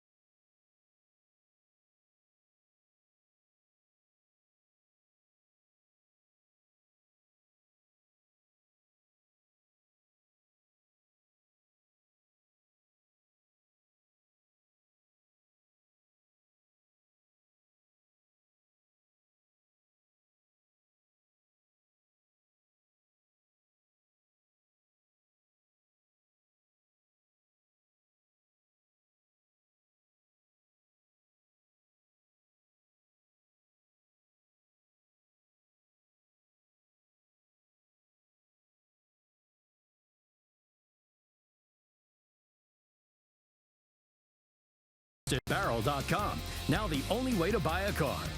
And by Allegheny Health Network, official medical provider of the Pittsburgh Pirates and fans like you. Let's go Bucks!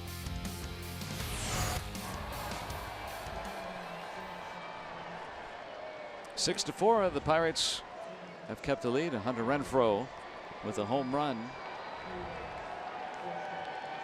And that is all they get.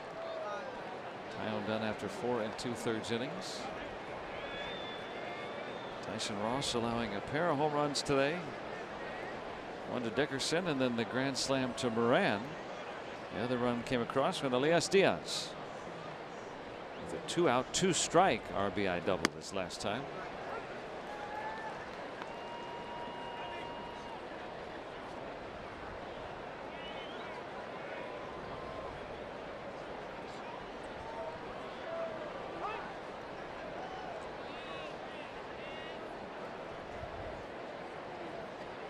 Just 75 pitches for Ross through 5. Seems like he's been out there a long time. He hasn't had the greatest command. Just 15 pitches per inning. Less than that, actually, with 3 here in the 6th. And that's with 3 walks.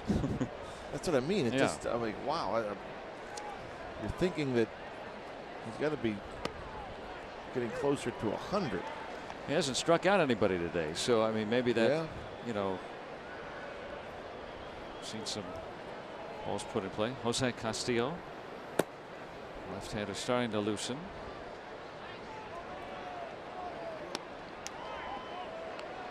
Not getting that call at the knees.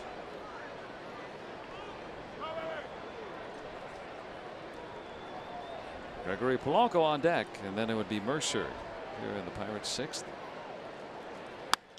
Oh boy, that is hit well out to left. Myers watches it go over his head. A home run for Elias Diaz. The Pirates' 3rd homer today. And his 6th of the year adds to the lead, 7 to 4. Well, once again, a hanging slider. Leaves it in the middle of the plate.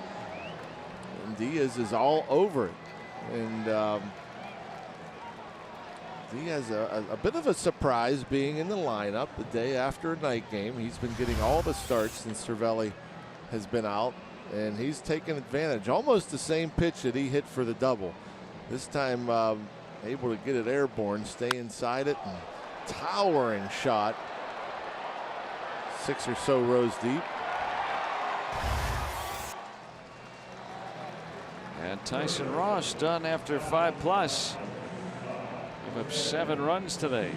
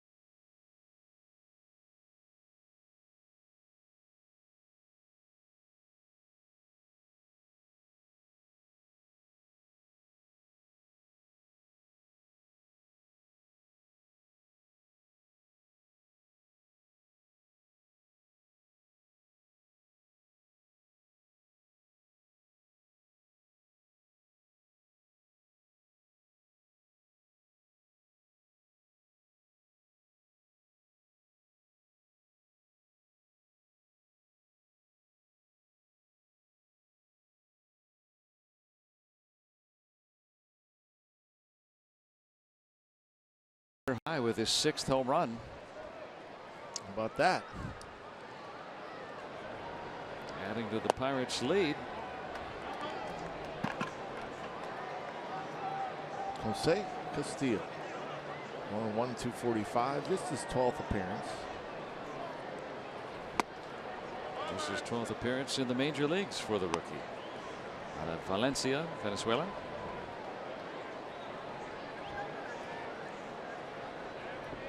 Polanco, a walk and a ground out.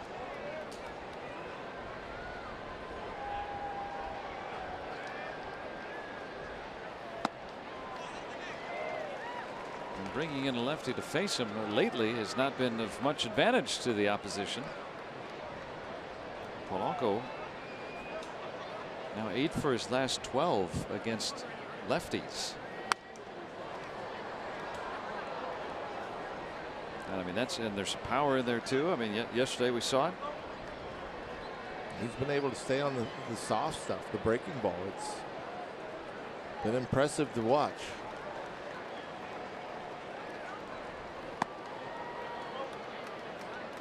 Well, the kind of tear that he's been on after Ross knocked out today. Diaz with the home run, second RBI today.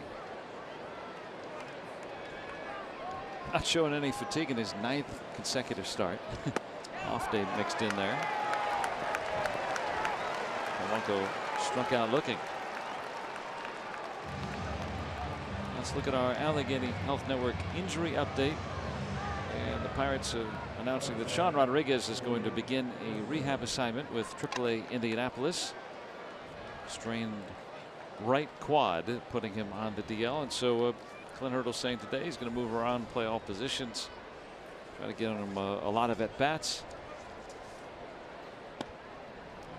That can't be the worst thing for him, you think? I mean, the stretch that he's been on, if you can get him right at the plate and truthfully in the field, a rare, you know, a poor month or so or in the field, you're just not used to seeing that from Sean Rodriguez. So if down on that rehab assignment he can get going in that direction, that would help. Yeah, but got to get him swinging it. You know, he's a guy that has some power, can hit the ball in the ballpark, and just not enough contact. It's been a struggle for him just ever since that terrible car accident.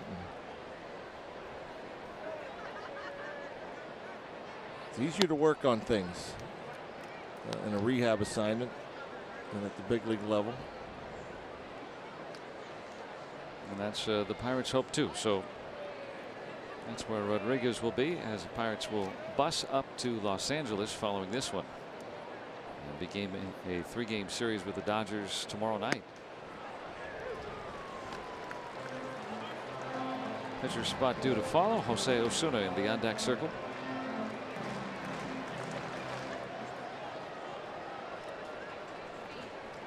Richard Rodriguez up in the Pirates' pen.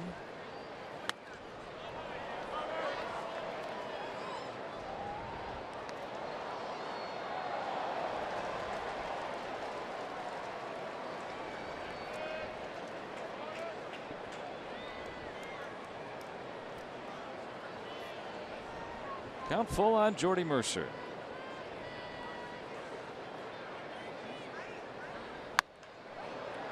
That'll go foul. Yeah, Castillo, who throws pretty hard, 94, 95. Throws a lot of sliders. Came right at Polanco until he got full. Threw the breaking ball to get him, then went to the 3-2 breaking ball there with Jordy, had him out in front. Called out on that.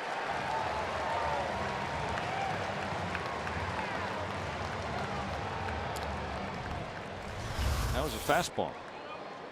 That fastball borderline. That pitch hasn't been called a strike much this afternoon. Was this time.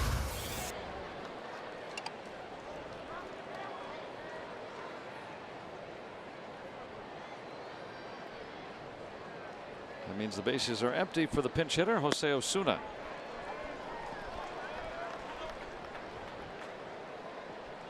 Been up and down from Indianapolis this year. Couple of home runs.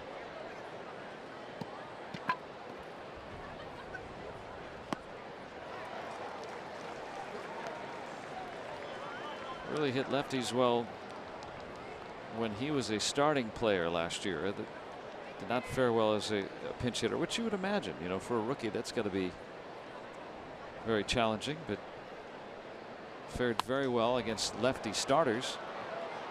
And that one just foul. And I tell you, the Pirates have done some damage with 2 strikes in this series, and some of it's on the pitcher, like making mistakes with 2 strikes. Diaz, last night's game, off a hand, hanging 2-strike sliders. Osuna almost with a double on a 2-strike pitch.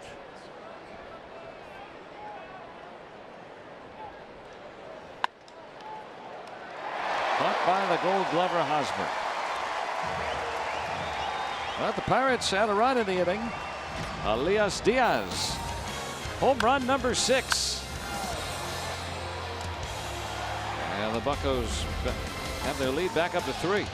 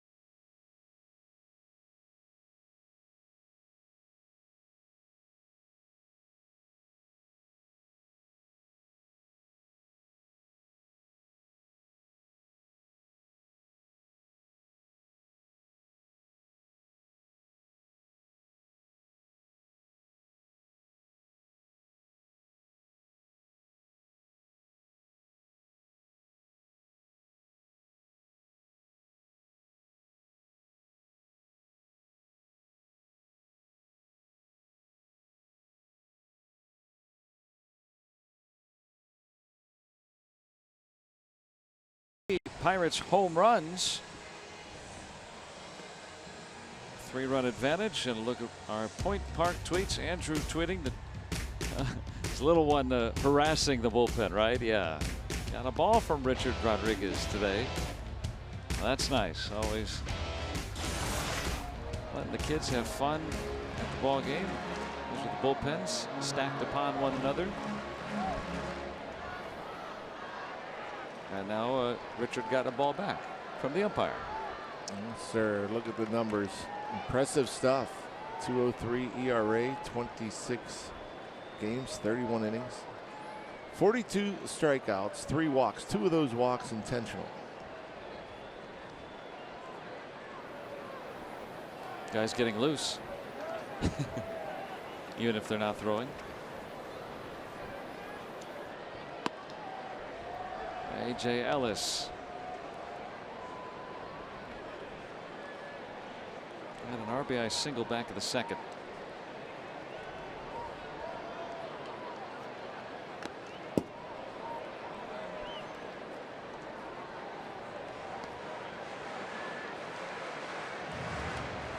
Well, these two have a little something in common. The pitcher and the batter. Ellis, it took a long time for him to finally make the major leagues. In his late 20s, same thing with Rodriguez.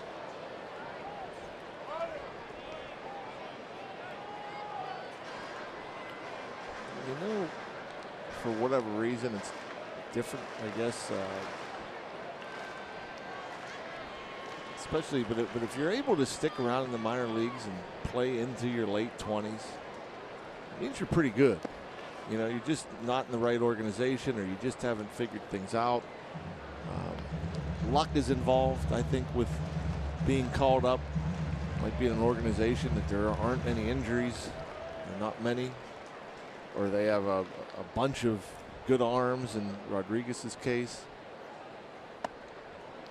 Yeah, somebody's blocking your way, and for Rodriguez, you know, always put up good numbers in the upper minor leagues. And that's the thing. So you keep sticking around. Teams keep wanting you. There's more opportunities because you have succeeded, because you have good enough stuff. You just haven't been in the right environment, in the right place. Rare, very rare walk. Yeah. Only the second unintentional walk all year from Richard Rodriguez.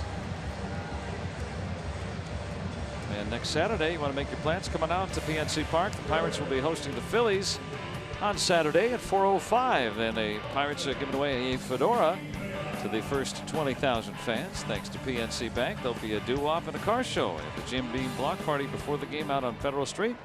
Alumni autographs with Teak, Kent DeColvey as well. Go to pirates.com. Get your tickets. There's Jose Pirela, who is pinch hitting for Castillo, the pitcher.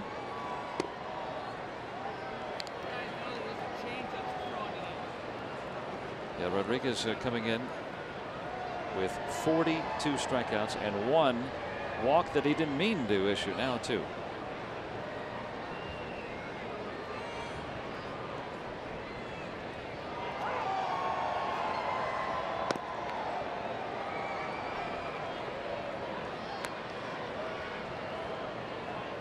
He threw that like a Makita curveball. Yeah, get up there at 60. One of the Padres relievers that we saw on Friday night. Submariner.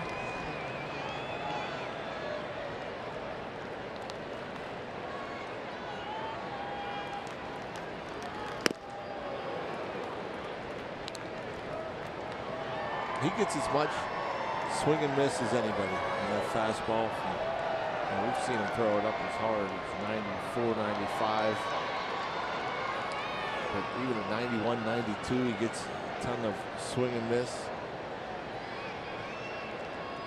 Stock is up for San Diego. A flare and a drop in. Talked about the Pirates being able to do some damage with 2 strikes on mistake pitches, and so Rich Rodriguez, after the leadoff walk, gives an 0-2 fastball, catching too much plate at 94. Rodriguez pitched yesterday, an inning and a third scoreless, just 19 pitches. Day game after the night game, back out there. 2 on, nobody out. Ray Searage going to pay him a visit.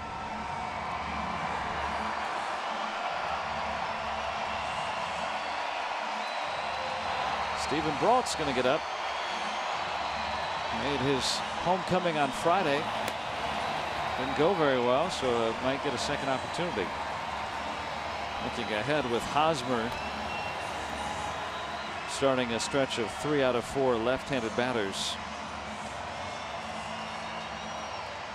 Hosmer in the hold right now with Margot coming up, and 2 on and nobody out for San Diego.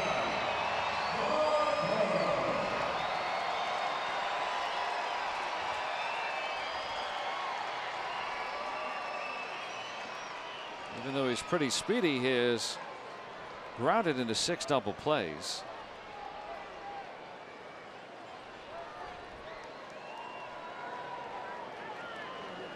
But he has a high batting average with men in scoring position. Ooh. Low pitch not called. Again at the knees. And seeing that last 2 nights. Both teams. That's a quality pitch. That's just what you want to do.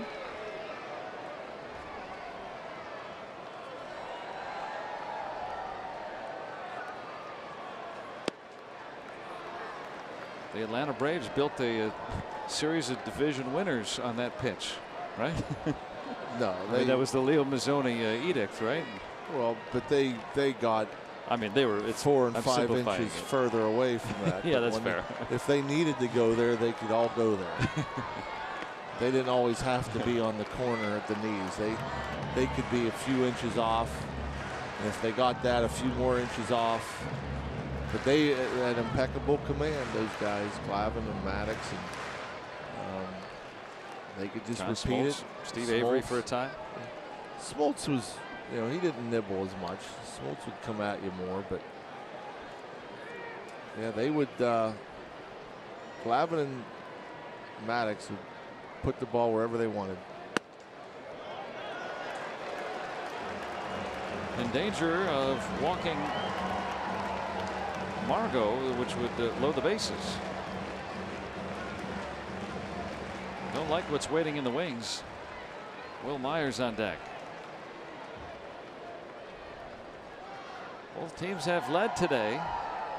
The Pirates have hit 3 home runs, including a grand slam by Colin Moran.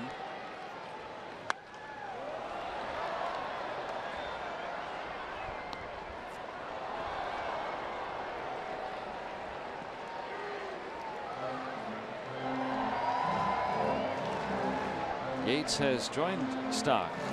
The righties in the Padres pen, depending on score.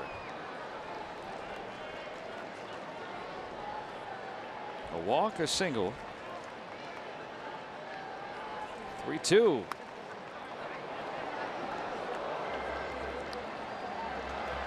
That's the pitch that he gets so many swings and misses off of when he goes upstairs there. Margot does a nice job of wasting it, a borderline high strike.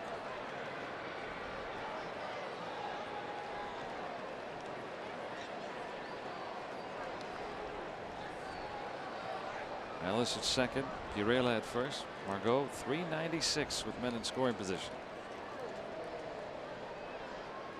The 3-2. Out to Meadows. Ellis will tag and head to third with 1 out. That's a good job. Rodriguez just kept coming at him, And late movement there from Diaz, wanted it away. But Rodriguez knew he couldn't afford to walk another batter and load him up for Will Myers. Throws a strike in there and gets the fly ball out. Trying to find out. We talk about scenarios here. Get the left-handed Hosmer on deck. The lefty Brault has been loosening. But first things first with Will Myers.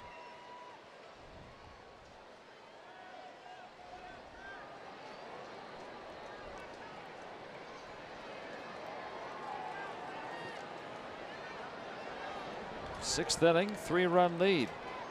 Myers, the tying run at the plate, homered yesterday as well as doubled.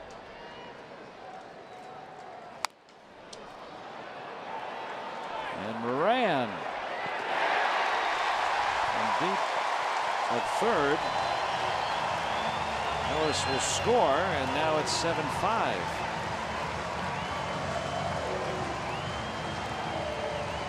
That's a tough play because you're a little bit caught in between with the hop.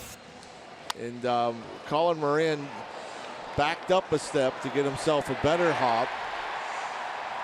Knew he had only one play, and that was at first base. And Will Myers, for a big man, gets down the line. Nothing can be done. Myers drives in the run. And with the lefty Hosmer coming up, Rodriguez departs. And Stephen Brault coming on here in his hometown.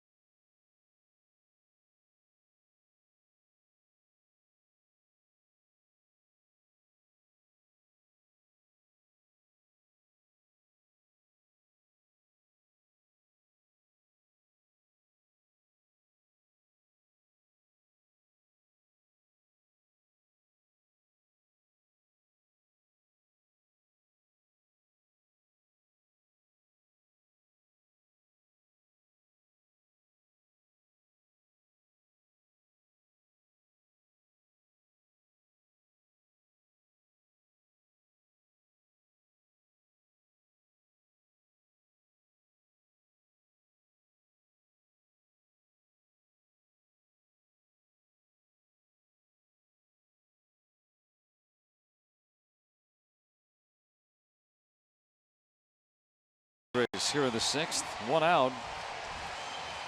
MLB at bat. That's your #1 Pirates app. You can customize your experience to catch every moment all season long. You can get Pirates home screen icons and MLB.TV game of the day, pitch tracking, in-game highlights, live radio broadcasts, stats, news, and more. Download MLB at bat today. Second try for Stephen Brault here in his homecoming. 24th appearance, 57 innings, 5 homers, 51 strikeouts, and 34 walks.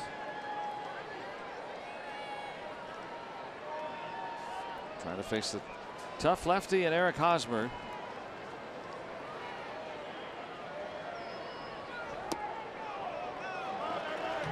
Get that pitch. Borderline and ball 1. Hosmer with a base hit back in the 1st inning today. He's got Pirela on at 2nd and Myers at 1st.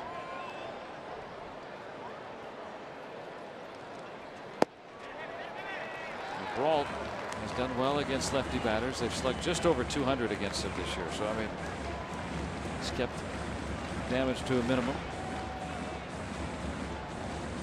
And Brault has stranded all 7 inherited runners that he's had this season.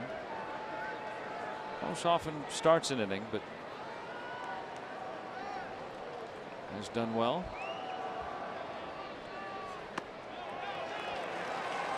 He's behind 3-0.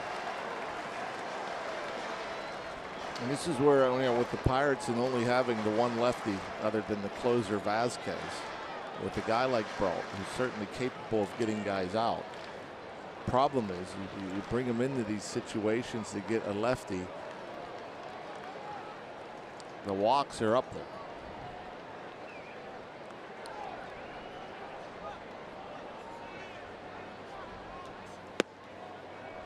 Comes in with 1 now, 3-1. Well, it's a breaking ball to get a 3-0 strike.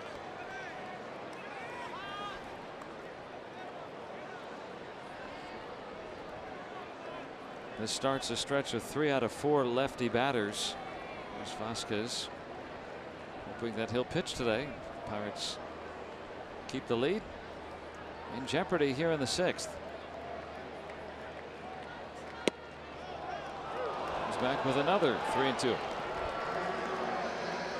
And that's been a pitch that hasn't been getting called a lot, but another breaking ball. 3-0 slider, 3-1 slider.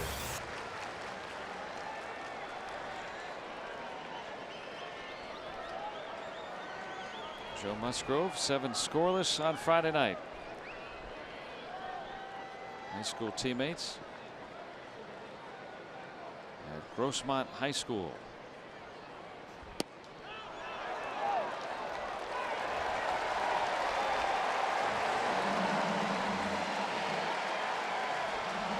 The Pirates have issued 4 previous walks today. They've all come around to score. That was number 5.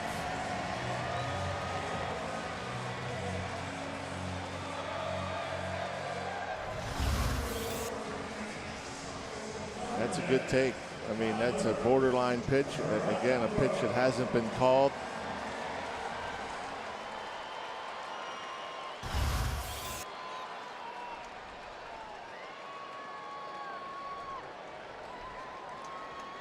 Now the only righty out of this stretch, Hunter Renfroe, who homered his last time up and had an RBI double his previous trip.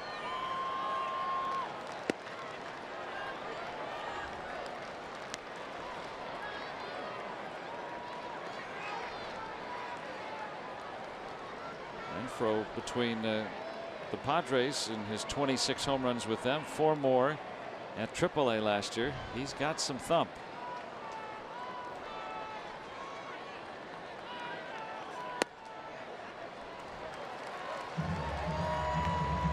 Nowhere to put him.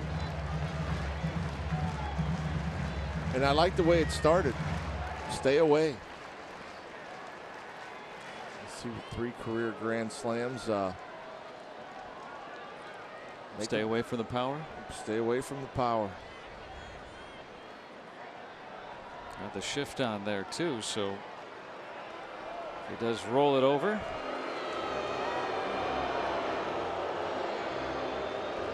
This is a key point in this game. Both teams have established leads only to see them evaporate.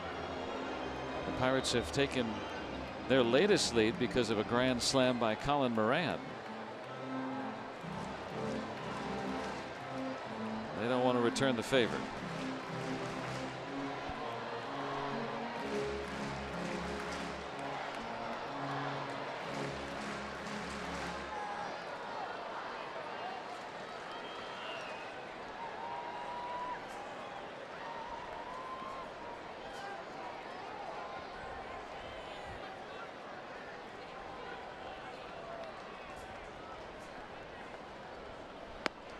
Now 2-1.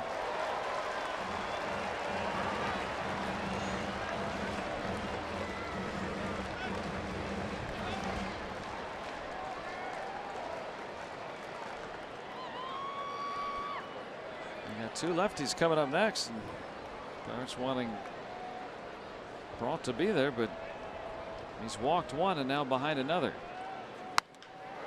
That's foul.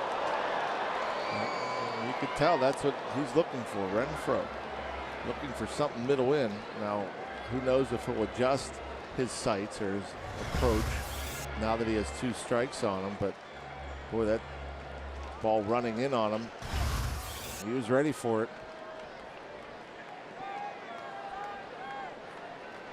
Base is full of Padres. Kyle Crick getting up. Already a run across here in the 6th.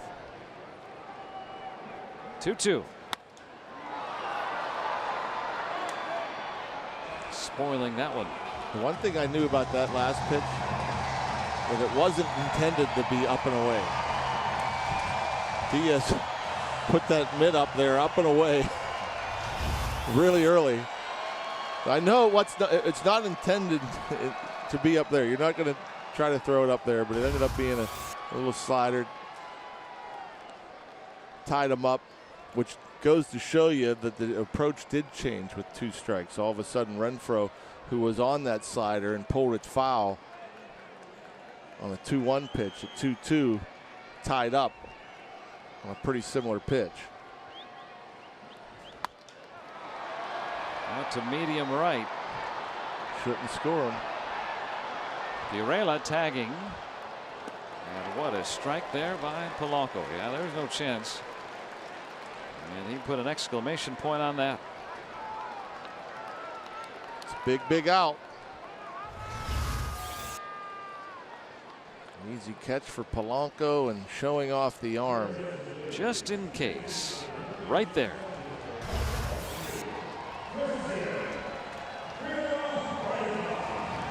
So instead of the lefty Spangenberg, Padres opt for a right-handed batter, Christian Villanueva, who leads all rookies in home runs this year, 16.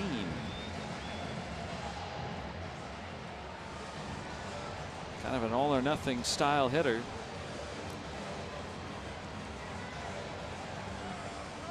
And with this game hanging in the balance here in the 6th inning, Clint Hurdle's going to come out, and Pirates have 2 mound visits left. This doesn't count as one if he changes pitchers, and he will, of course. So Brault is done after facing 2 hitters, and Villanueva instead will face the right-handed slants of Kyle Crick coming on.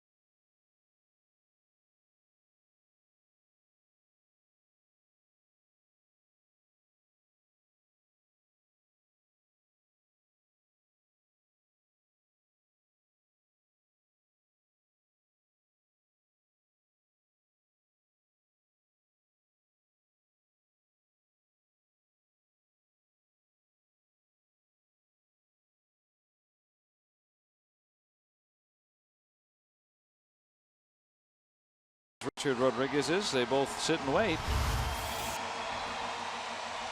Brault unhappy with not being able to complete the inning. There's 2 outings here in his hometown of San Diego, both not crisp. But the 3rd pitcher of the inning can get the 3rd out, then it will be just fine. And again, game changing. Talked about it with Colin Moran up there with 2 outs. The bases loaded. A game changing home run.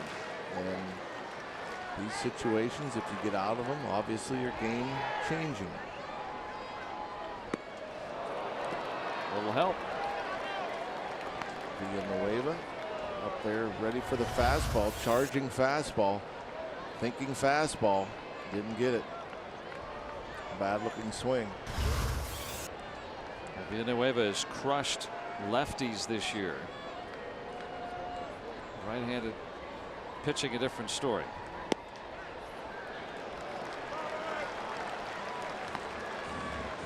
So that's why they had to go get Brault there once Villanueva was announced. He slugged .781 against lefties. That's not OPS, that's slugging. So yeah, you gotta go get the righty there. 2 breaking balls, then showed the fastball.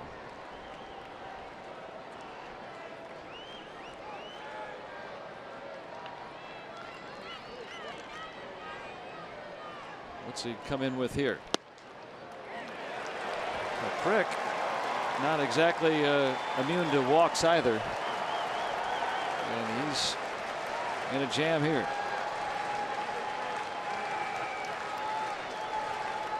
Urela singled, he's at 3rd.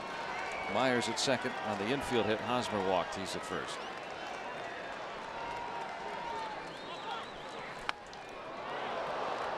And now it's full. Now the series has not lacked drama, I'll tell you that. No, I mean, it's been tight. Storylines galore. The winner not decided till late.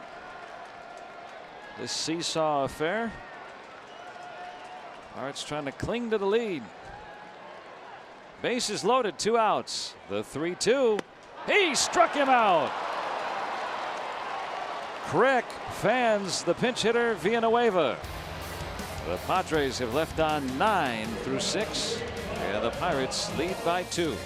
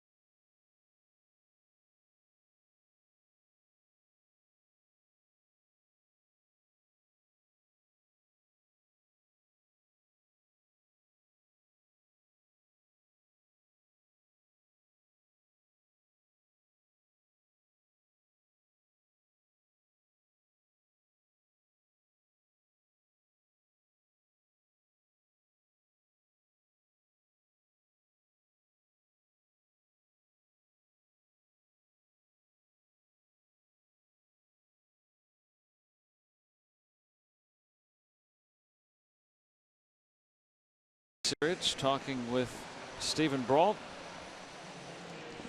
who faced 2 hitters, retired 1. Pirates needed 3 pitchers to get through that 6th inning. That'll be interesting going forward as some changes made. Jose Pirela at second base. Carlos Asuaje swings from second to third. And Robert Stock on the pitch.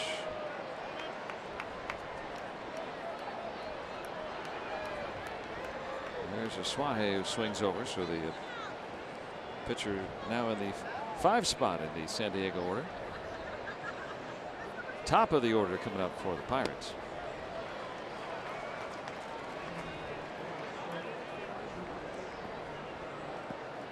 Numbers for Stock, just his 4th appearance, 2 2/3 innings. Hasn't walked anybody. His first major league action. And Asuaje just over there at third. Meadows will reach. The spinny ball. Yeah, that ball was coming towards him with that spin cue shot off the end of the bat, and it's just spinning away from him and maybe trying to be too quick coming up.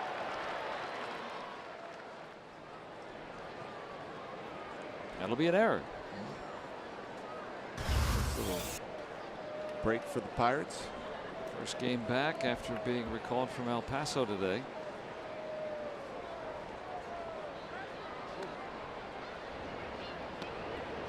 Meadows has stolen 4 bases.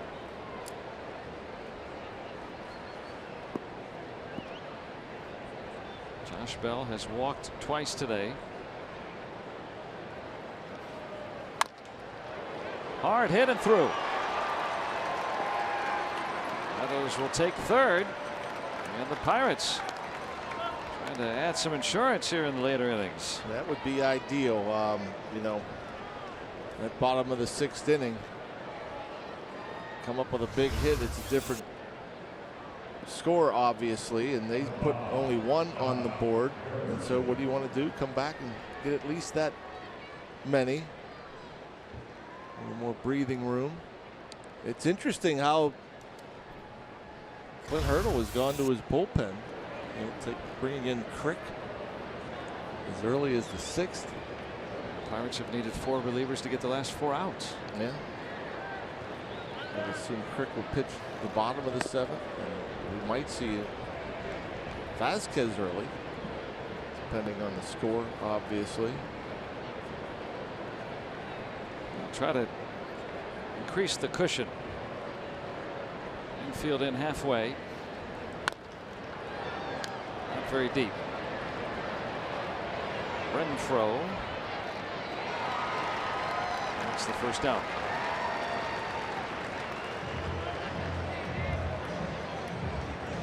Oddly, Meadows was tagging on that shallow pop-up.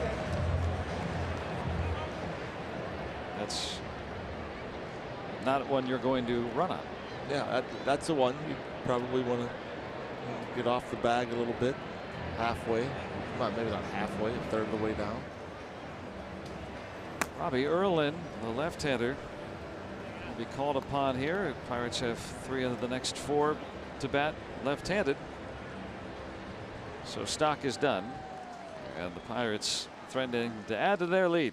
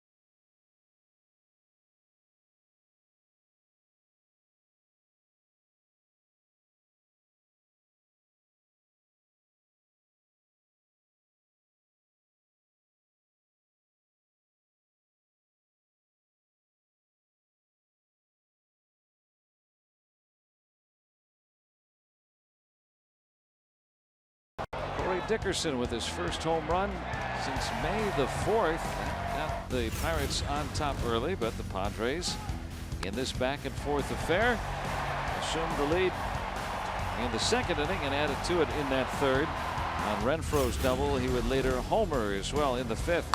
Pirates hitting the grand slam by Colin Moran, only the second Pirates rookie with 2 grand slams in a season. The Pirates have led since. Elias Diaz also with a home run today and an RBI double for him. Moran will face Robbie Erlin. Erlin has worked in 22 games, 47 and 2/3 innings.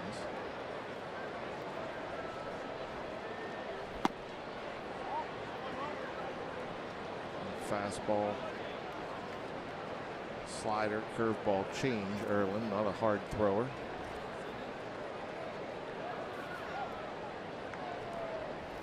Meadows at third after reaching on an error. Bell across the diamond at first after his hard ground single.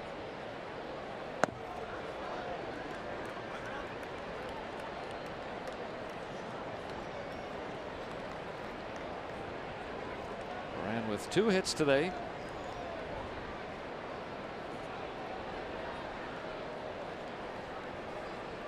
And those 4 RBIs, a chance for more.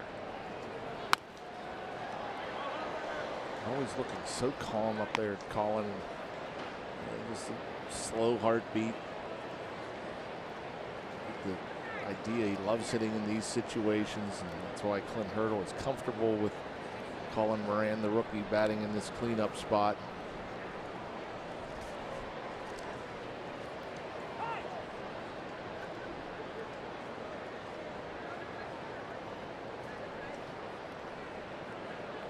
He rewarded him in his last swing in his last at bat.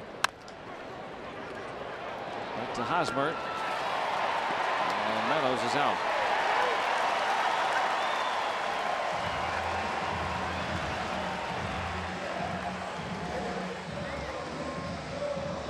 That's the second out of the inning. Hosmer making up his mind early that he was going to come home. His momentum was taking him towards second, and maybe had a shot at a double play, but then he would have had to rely on the left-handed pitcher getting over to first to cover the bag. So he opts to go home and get the shore out.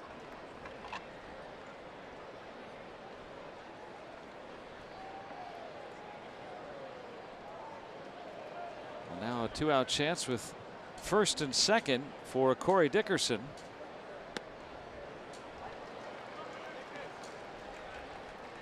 Tom Prince, the bench coach. Perhaps saying, hey, you're dead to rights here. Get stopped, get caught in a rundown. Right. You know, if you stay in a rundown there, who knows? You might get Bell and Moran into scoring position. Don't just give up the out. Yeah, that's the thought, right? I mean, going on contact in that situation.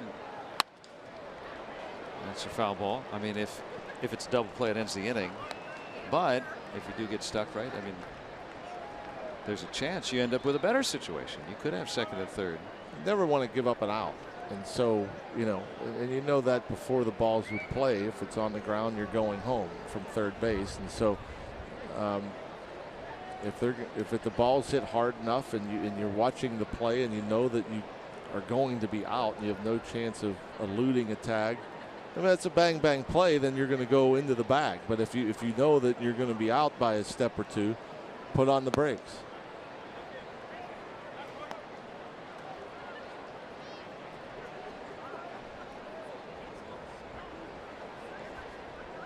Pirates trying to add to their lead.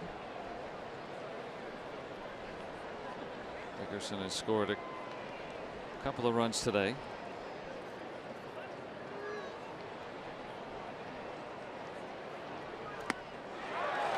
Comes back to strike him out. Hit in the air to left. We will stretch here in San Diego.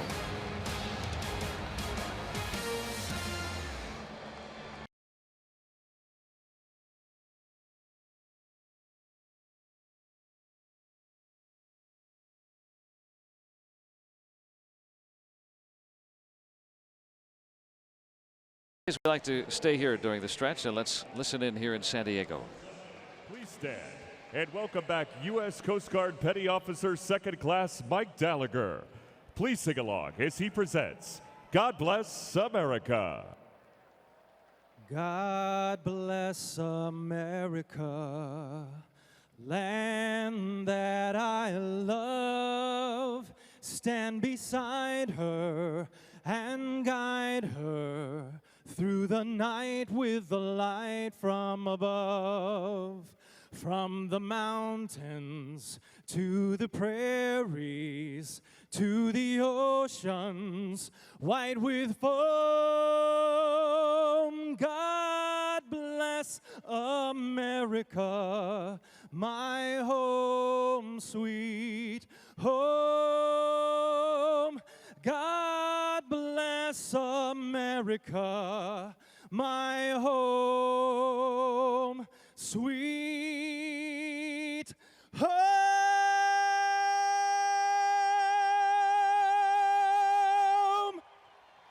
Petty Officer Mike Gallagher.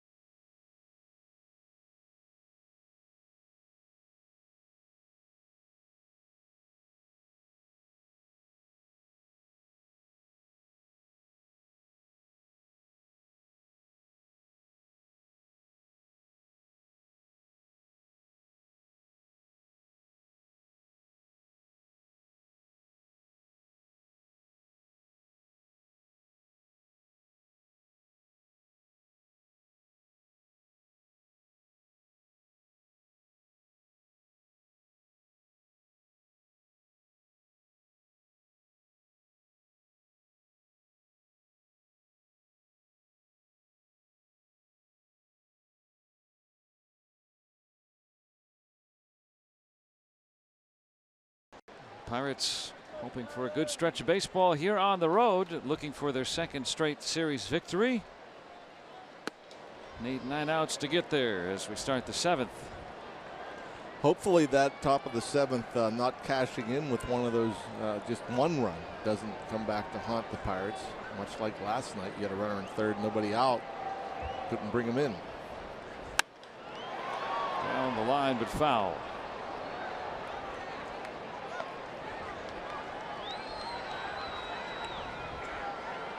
Austin Meadows out at the plate. One on contact on that play.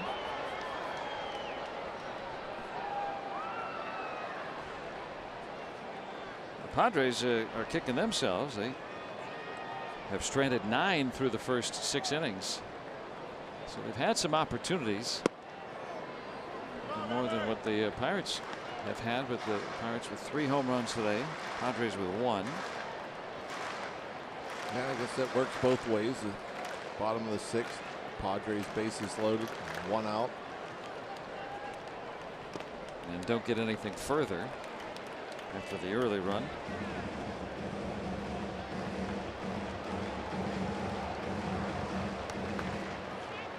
They have at least 1 hit in every inning. Hitting the Pirates 9-8.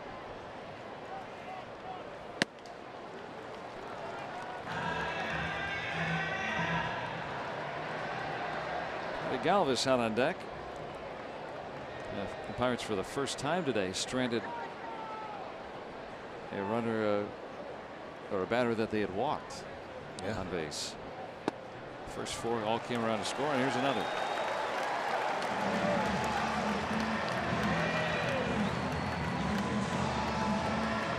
Let's take a look at our Nissan road ahead. The Pirates will take on the Dodgers in Los Angeles beginning tomorrow night. Nick Kingham will be brought up to start against Alex Wood, Clayton Kershaw, and then Rich Hill for the Dodgers, all lefties. Nova and Musgrove round out the trio for the Buccos. 9:30 tomorrow night starts the series off right here on AT Sportsnet. Clint Earl wanting to get a lot of the lefty batters in there today. The lone righty that they'll see for some time.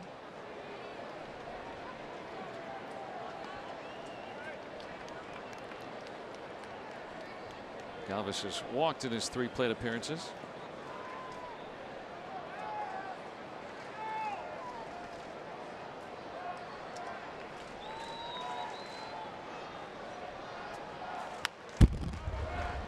Got a little help there. That pitch running off the outside edge.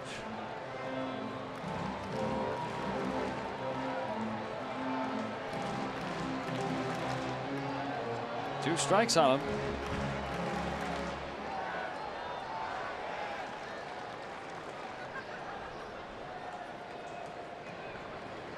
Swahe trying to be distracting over there.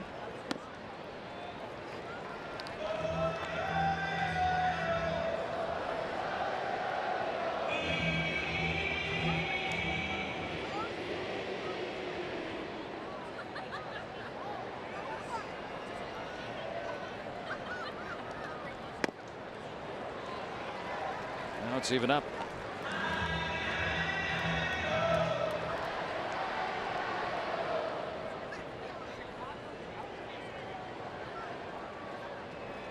A.J. Ellis out on deck.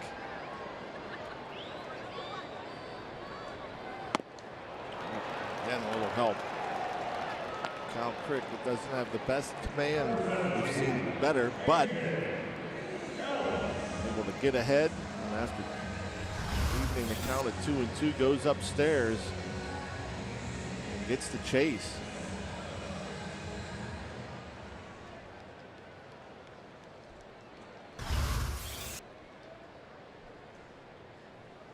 One out.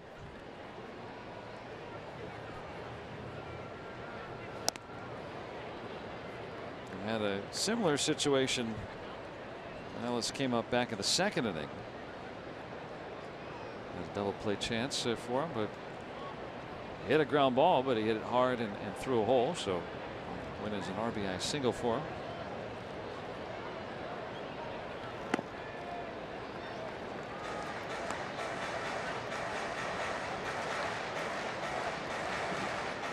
Time former Dodger A.J. Ellis,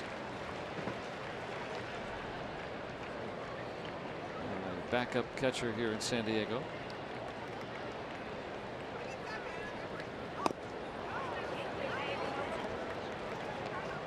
Couldn't get a ground ball from him. Tidy things up. Hasn't been a tidy game. No, has not been a tidy game. Base runners, a lot of action, a lot of matching up here recently. Last couple of innings.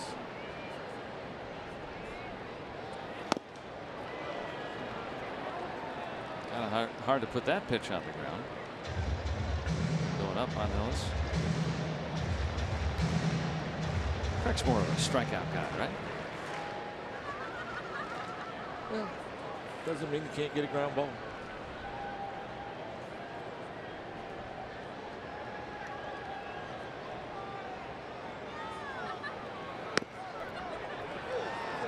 Lays one in there, now 2-2.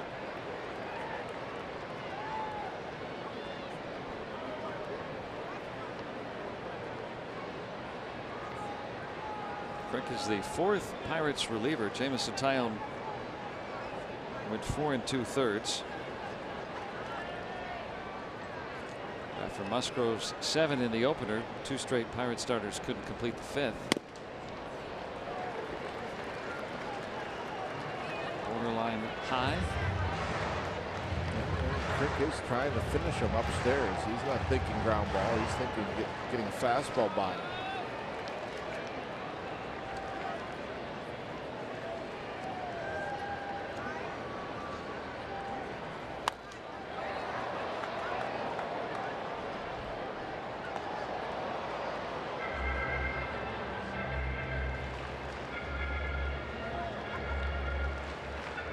Jose Pirela on deck. He came on as a pinch hitter and stayed on a double switch.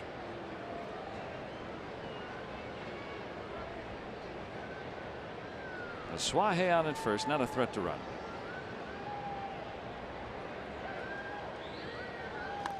I say that daringly on 3-2, even with one out. But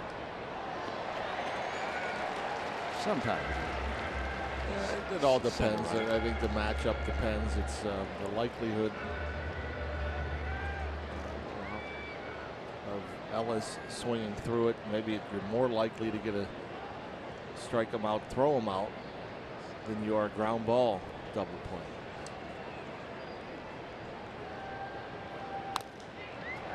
Skied high, no clouds up there. Just blue and the white baseball. Nice battle won by Kyle Crick as Ellis able to waste some pitches, but unable to do any damage. Now 2 outs after the leadoff walk. That beautiful sky here in Southern California. Did you like that as the backdrop on the fly ball? No clouds? Typically, yes. Typically, yes. That or night. Night was always nice. Nice and dark with the white ball. Never really thought of it, you know. I mean, unless the sun's in your way, you know, the sky, there was never an issue except the twilight. Sometimes a high pop-up would disappear on you.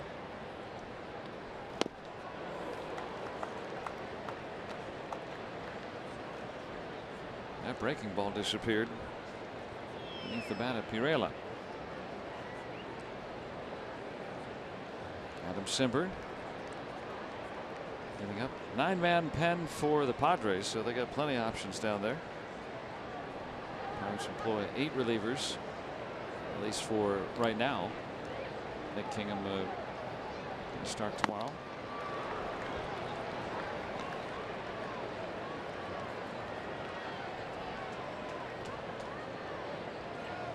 Either stick with 8 relievers or go with a 4-man bench. Margot on deck.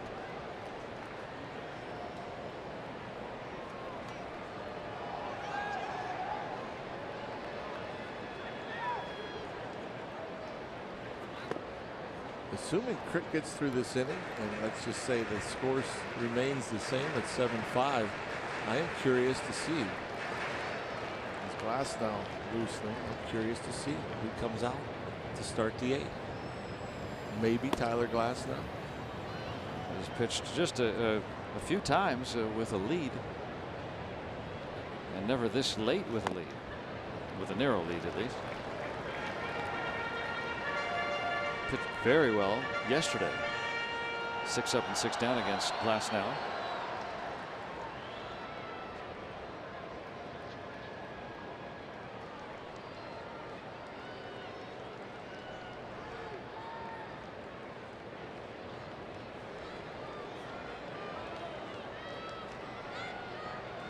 Another full count pitch.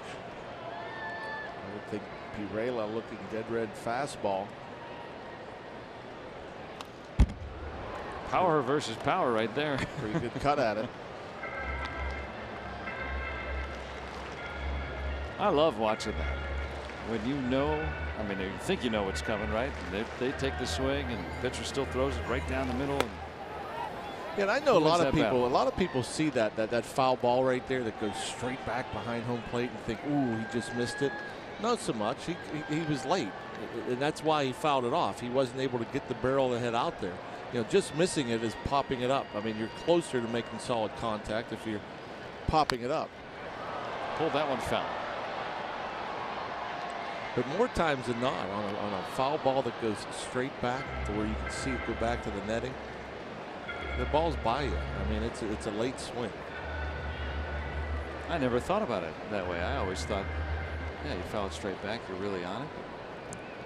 So a pop-up, even though it looks like it's like a weak contact or whatever. I mean, you might have just missed it. The barrel's further out front than on a foul ball straight back. I learn something new every day.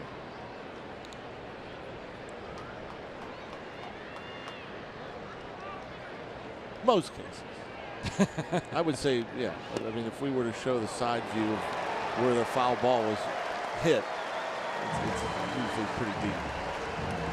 Well, now 2 walks in the inning. Pirates pitchers have walked 7 today. And the tying runs aboard with 2 outs here. Margot coming up. One of the better hitters in the league with runners in scoring position. Ray Surge have to spend another mound visit. I don't think it's really been an issue for the Pirates. The new rule limiting mound visits. This might be the first game all year where it's actually come into a little bit of a question. They've got 1 left.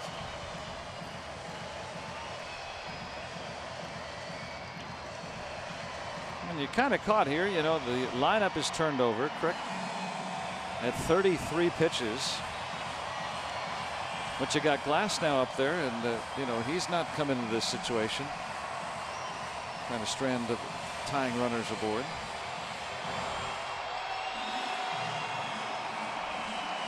That's the next man. You want him to maybe start the 8th for you and see how far he can go. I think that would probably be more the plan. Sometimes the game doesn't go according to Hoyle. No. This has been a wild one. Not to mention Glasnow's never worked on back-to-back days, so.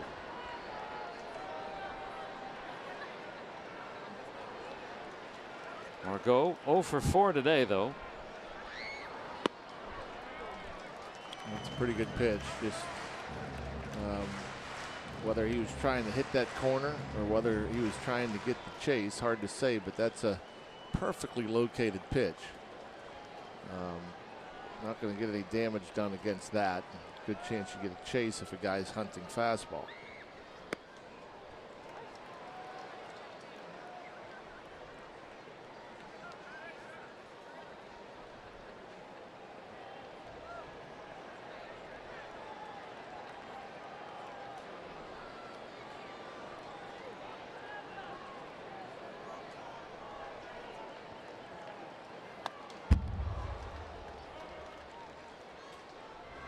Like for me there's a foul ball straight back to the screen. I think the ball is mine. 95. Okay, take a look. Where is it? Contact the bat. It's like it's up where his body was. You make contact 2 or 3 feet in front of that.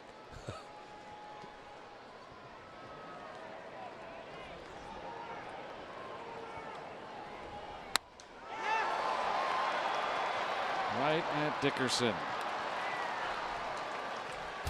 It was long, but no damage done by the Padres.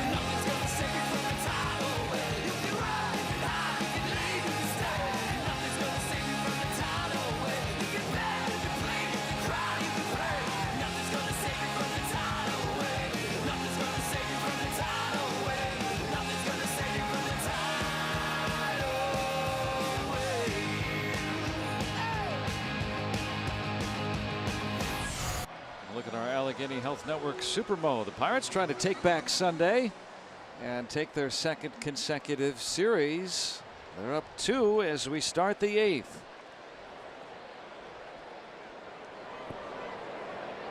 Elias Diaz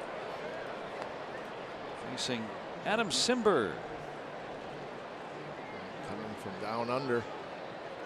24, 338. Lots of punch outs.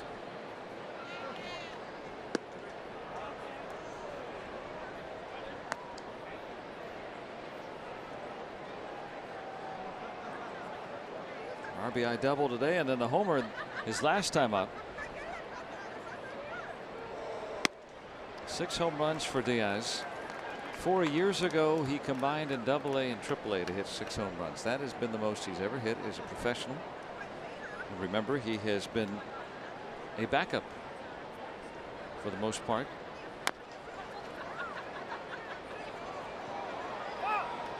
Fielded foul. I'm curious why Asuaje, well, I mean, he fielded in foul ground, but I thought he almost wanted to field that in fair territory. By the way, he was charging it. He's charging it just in case it doesn't go foul. I mean, I'm sure that this last hop, he realizes that that's probably where he should have let it go because it became very, very close. But the second to the last hop, that ball was still in the grass. But I get your point that he had no chance of throwing anybody out. So you might as well just let it go. Thanks for the explanation. Just curious, you know, the thought process of a third baseman on a tweener play like that. Full.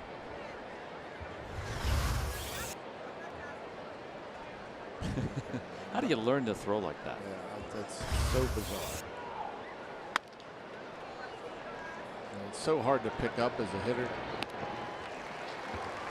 Typically not a fun at bat for a righty. But they're, you know, it's not easy to hit if you're a left-handed bat. Guys who come from down there. Out of Puyallup, Washington. And Kazuhisa Makira, we saw him on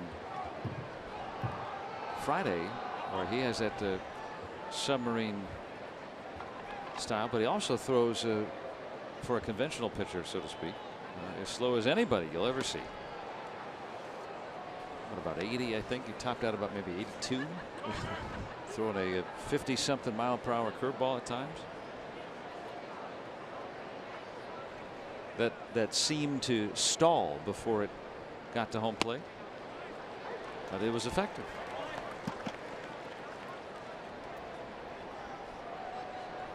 I say it often, but that's what I enjoy about this game, is that there's so many different skill sets that can come into play in baseball. Whoa. No intent there. I'm not sure exactly. It wasn't a fastball. I'm not sure what that pitch was, but looked like he held on to it too long. Goes behind Gregory.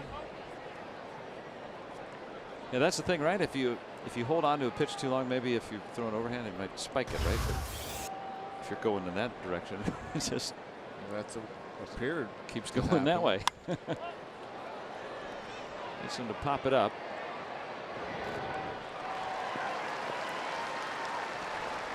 Polanco is the second out.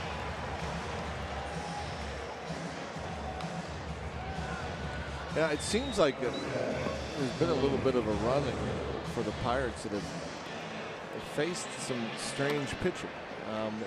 What I mean by that is, you know, not a bunch of hard throwers, a couple sidewinders. The rookie last night with the curve ball or whatever they call it. Not a lot of velocity with some of the guys. We go to LA, we're going to continue to see, you know, guys that have been effective and good without a whole bunch of velocity. Yeah, Wood's kind of funky. Yeah, Wood's probably the hardest thrower of the three guys they'll face. Kershaw hasn't been throwing very hard this year. And Rich Hill, lucky to break 90.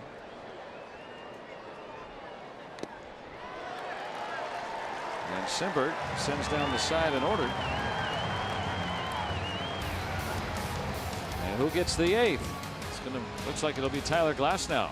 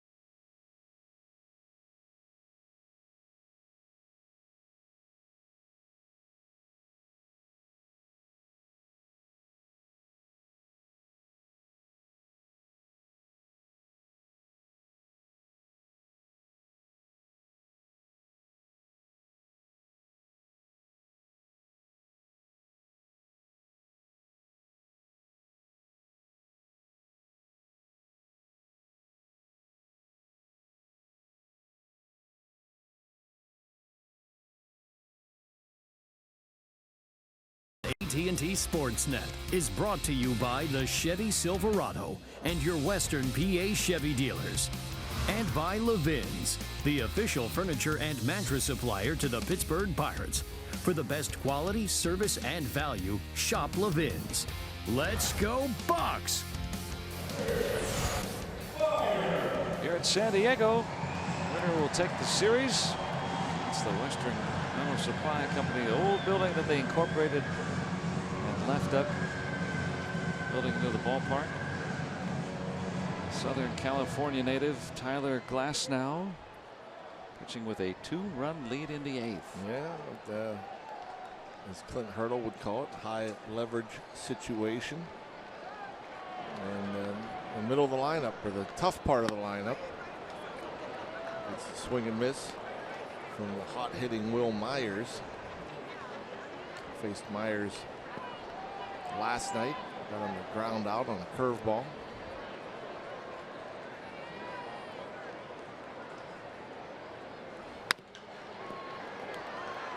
On the ground to Moran. And there's one out.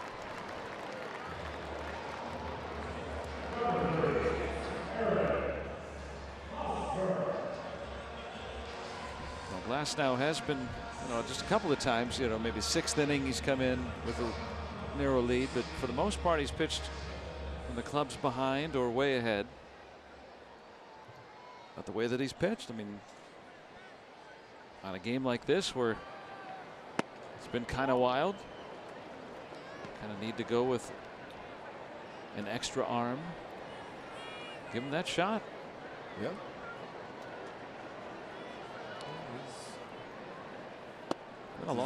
Deserved the opportunity, I think, to pitch in more meaningful games, more meaningful situations. Yeah, it's not charity. I mean, the last 17 games at 2.51 ERA. So that's a long stretch now where, again, mostly in lower leverage situations, but he's got 2 quick outs, and that's Myers and Hosmer. He's been brought in the face. This is not the bottom of the order. This is their toughest hitters that he's trying to get through right now. And I think there's more of a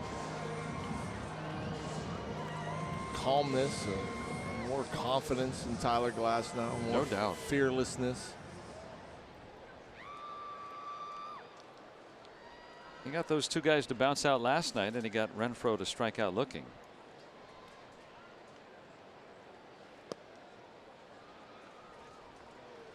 So in the series, 8 up, 8 down against Glasnow. back-to-back days. First time this year, and I believe the first time in his pro career, but going back to check on that, I don't remember another time.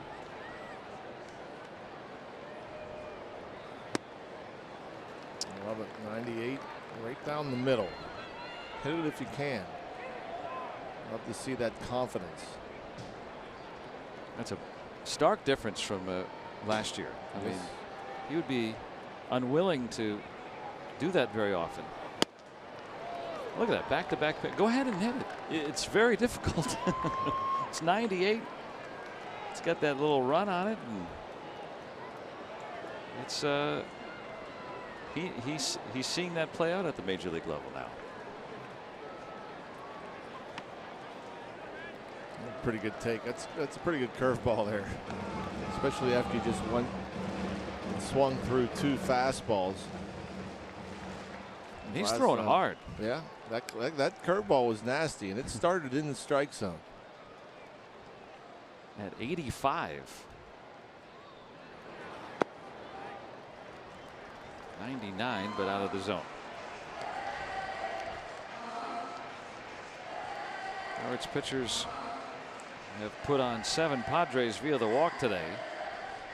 Padres out hitting the Pirates 9-8, but Pirates have made good on their opportunities. Travis Jankowski in the on deck circle if the pitcher spot does come up.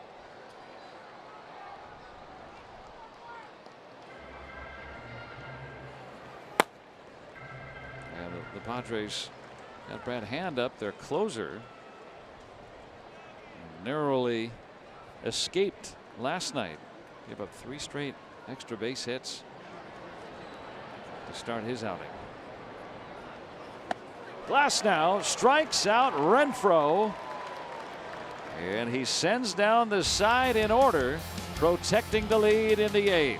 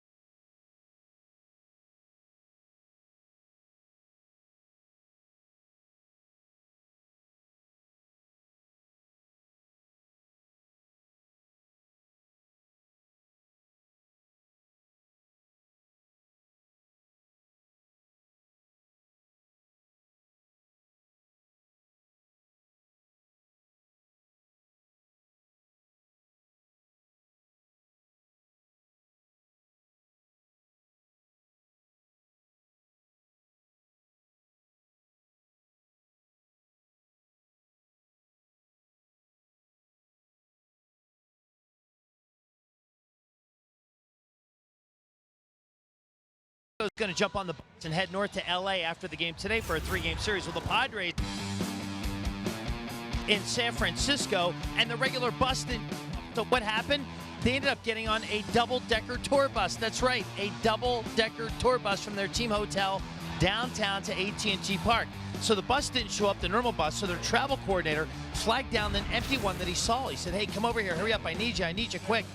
So he negotiated a rate right there on the spot, gave him cash, and off they went. Well, unfortunately for the Padres, the day started with an adventure, but it started and ended the same way. The Giants end up winning the game, walking them off in 11 innings by a 3-2 score. But nonetheless, a double-decker tour bus to the ballpark? Come on now.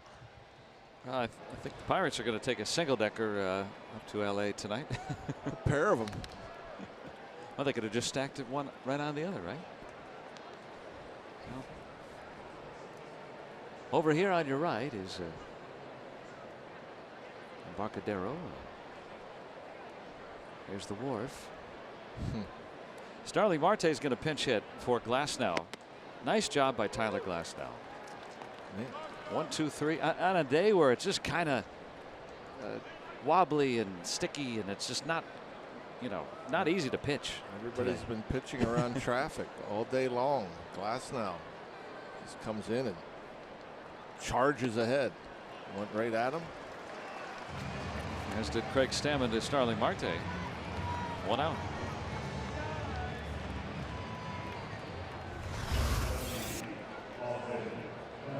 That movement. Yeah. Starling in a funk.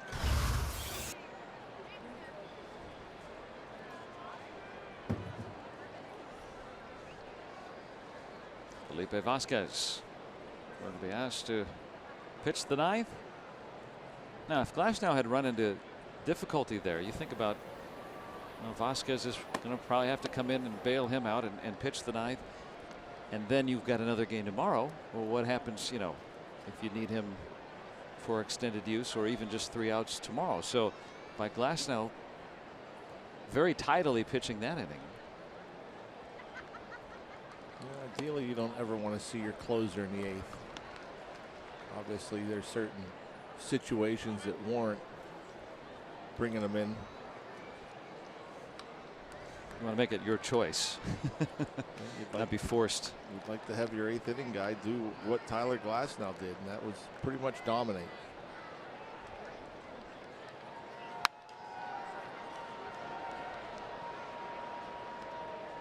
Meadows has had a decent day at the plate. He's doubled, lined out sharply to center, reached on an error in his 4 plate appearances.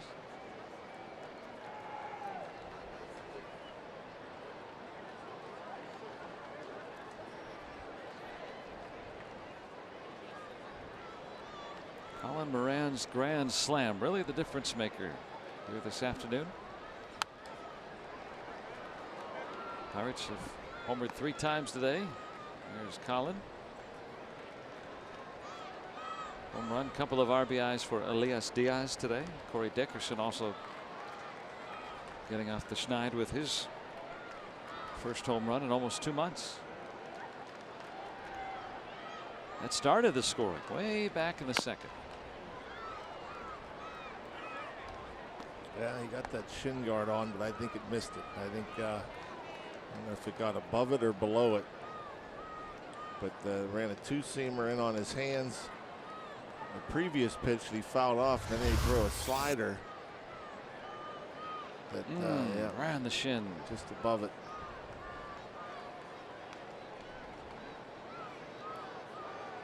You ever run into the coffee table? I mean, imagine going full speed into the coffee table. Yeah, that doesn't feel good. Anything off the shin doesn't feel good.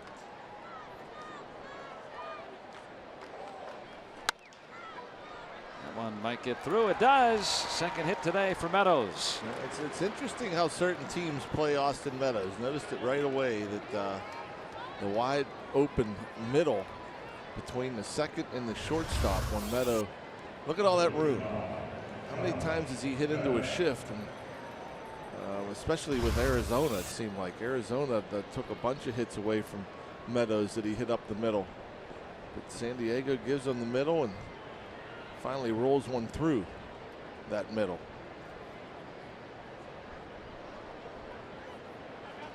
And so he's aboard with his 2nd hit. Josh Bell's been on base 3 out of 4 times today.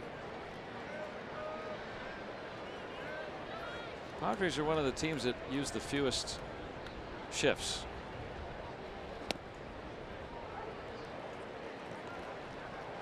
A rare knee-high strike.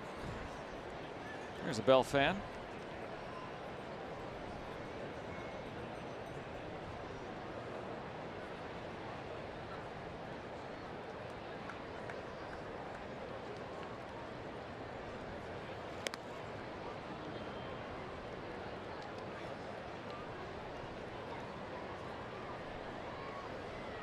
Wouldn't hurt to add on here in the 9th.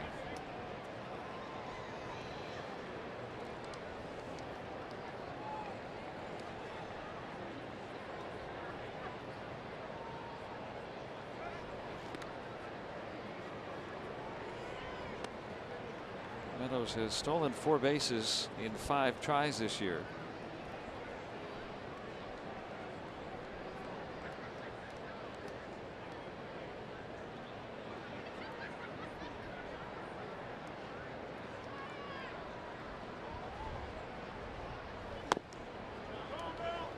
Now even up.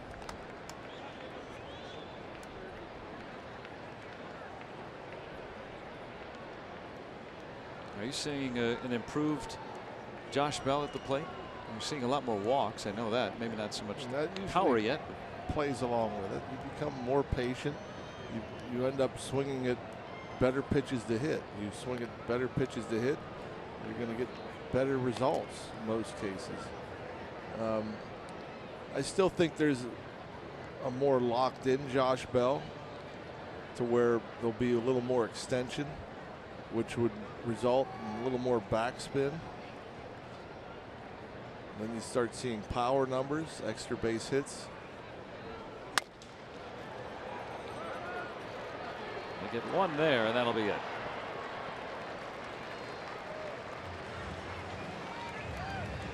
Now obviously have to come into the grass, and that's tough throwing across the body. Slow developing.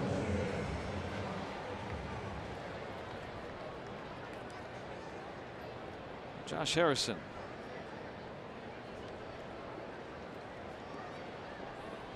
He might have had my favorite hit today. Swinging bunt? Yeah. I prefer the grand slam. You'd probably win in all the polls. Most likely. Those are one of those that, you know, Moran putting the Pirates in the lead, and so far for the duration. Just a chuckle when you see that big swing. Really get any contact, and you still get a hit out of it. Pirates have a 2-run lead. Need 3 outs to go with Felipe Vasquez.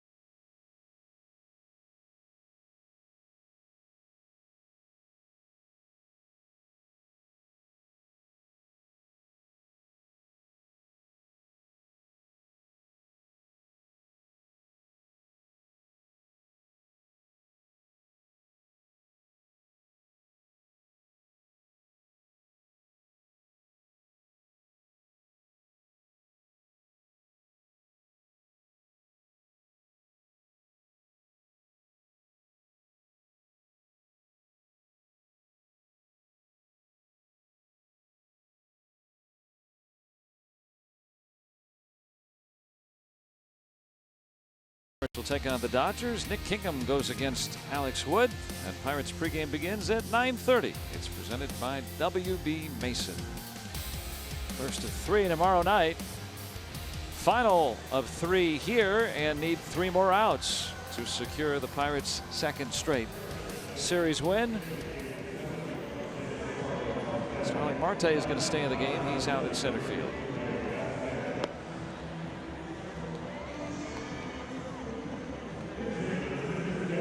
Vasquez looking for his 17th save in his 21st opportunity, a 3.78 ERA. The strikeout numbers keep going up, 42 and 33 in the 3rd innings.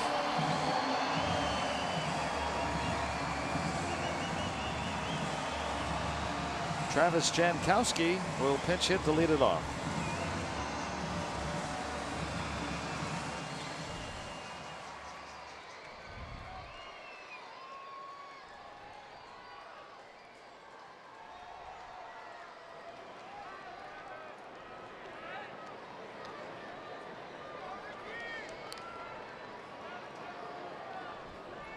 Meadows out. Marte replacing him. Last night an oddity in the first inning. Okay, this little ball, it's off the back of the pitcher, and Freese throws him out. Later on, Glasnow, oh, same spot, same way he got thrown out twice. Yeah, hang with him. I have to wonder with Jankowski, who was on deck when the last inning ended after Renfroe striking out against Tyler Glasnow, and Jankowski's got to be thinking, well, I'm either going to face Glasnow or Vasquez. Who do you rather face? Only because of the hand in this, Glasnow. Vasquez has been the best pitcher in the last 2 seasons at limiting lefty power. Oswahe, another lefty next, and then a switch hitting Galvis. Padres have Austin Hedges. They're normally a starting catcher, a right-handed batter. That's their last position player available if they wanted to make a change.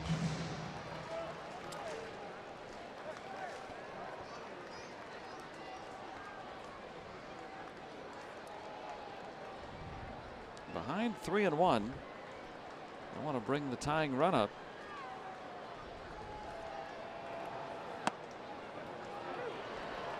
Took a little off. Threw it in there at 95.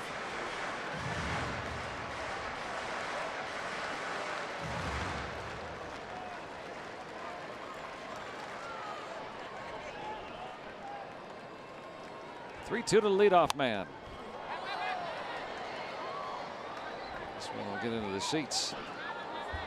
We've got a little help there. That pitch off the plate inside.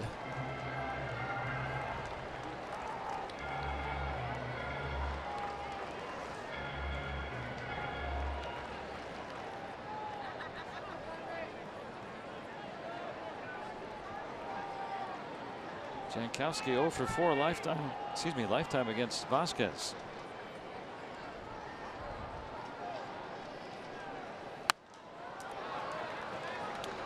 Right down the middle. Yeah, we're seeing 95. We're seeing 98, 99. His previous one was 94. Yeah, he's recently kind of ticked up the velocity routinely at that 98 to 100. 8th pitch coming. There's 98.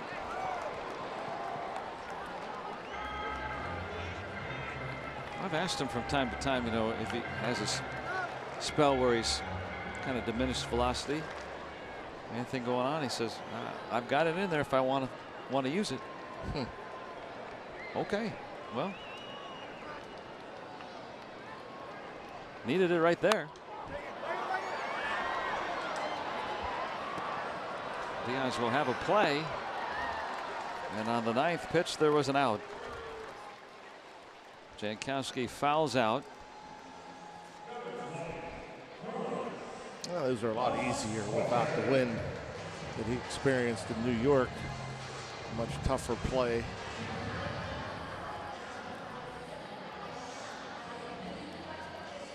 Now Carlos Oswahe, who hits 121 against lefties. Just 198 overall. Just called back up today from El Paso. Been on base 3 out of 4.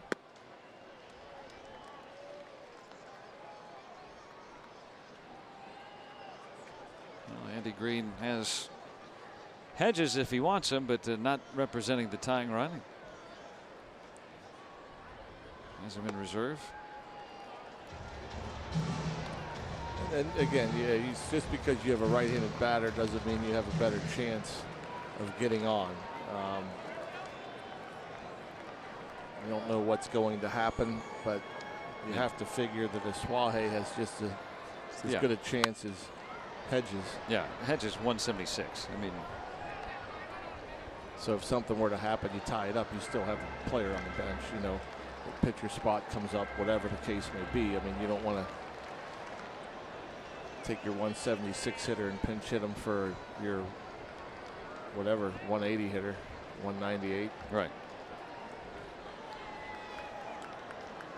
Just pointing out that the Padres in a pickle. They don't have a lot of options at this phase of the game.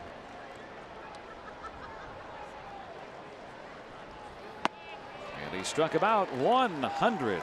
It's in there when he needs it. He's gotten 2 outs. Not messing around. Really has pretty much stayed middle as far as height, and really hasn't worried about trying to work edges of the plate either. He's thrown all fastballs too.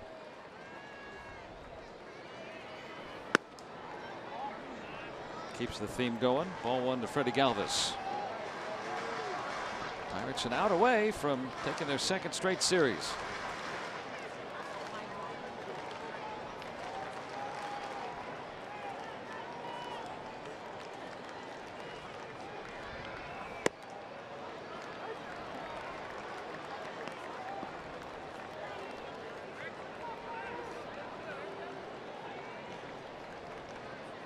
Fifteen pitches, 15 fastballs for Vasquez. Keep pumping them in there. They haven't hit a fair ball yet. Slider. Changed it up on him. Well, they script the first 15 plays, right? And then let him do what he wants after that. 1-2. The Pirates a strike away from winning the series here in San Diego. And there it is. Vasquez a 1-2-3 ninth.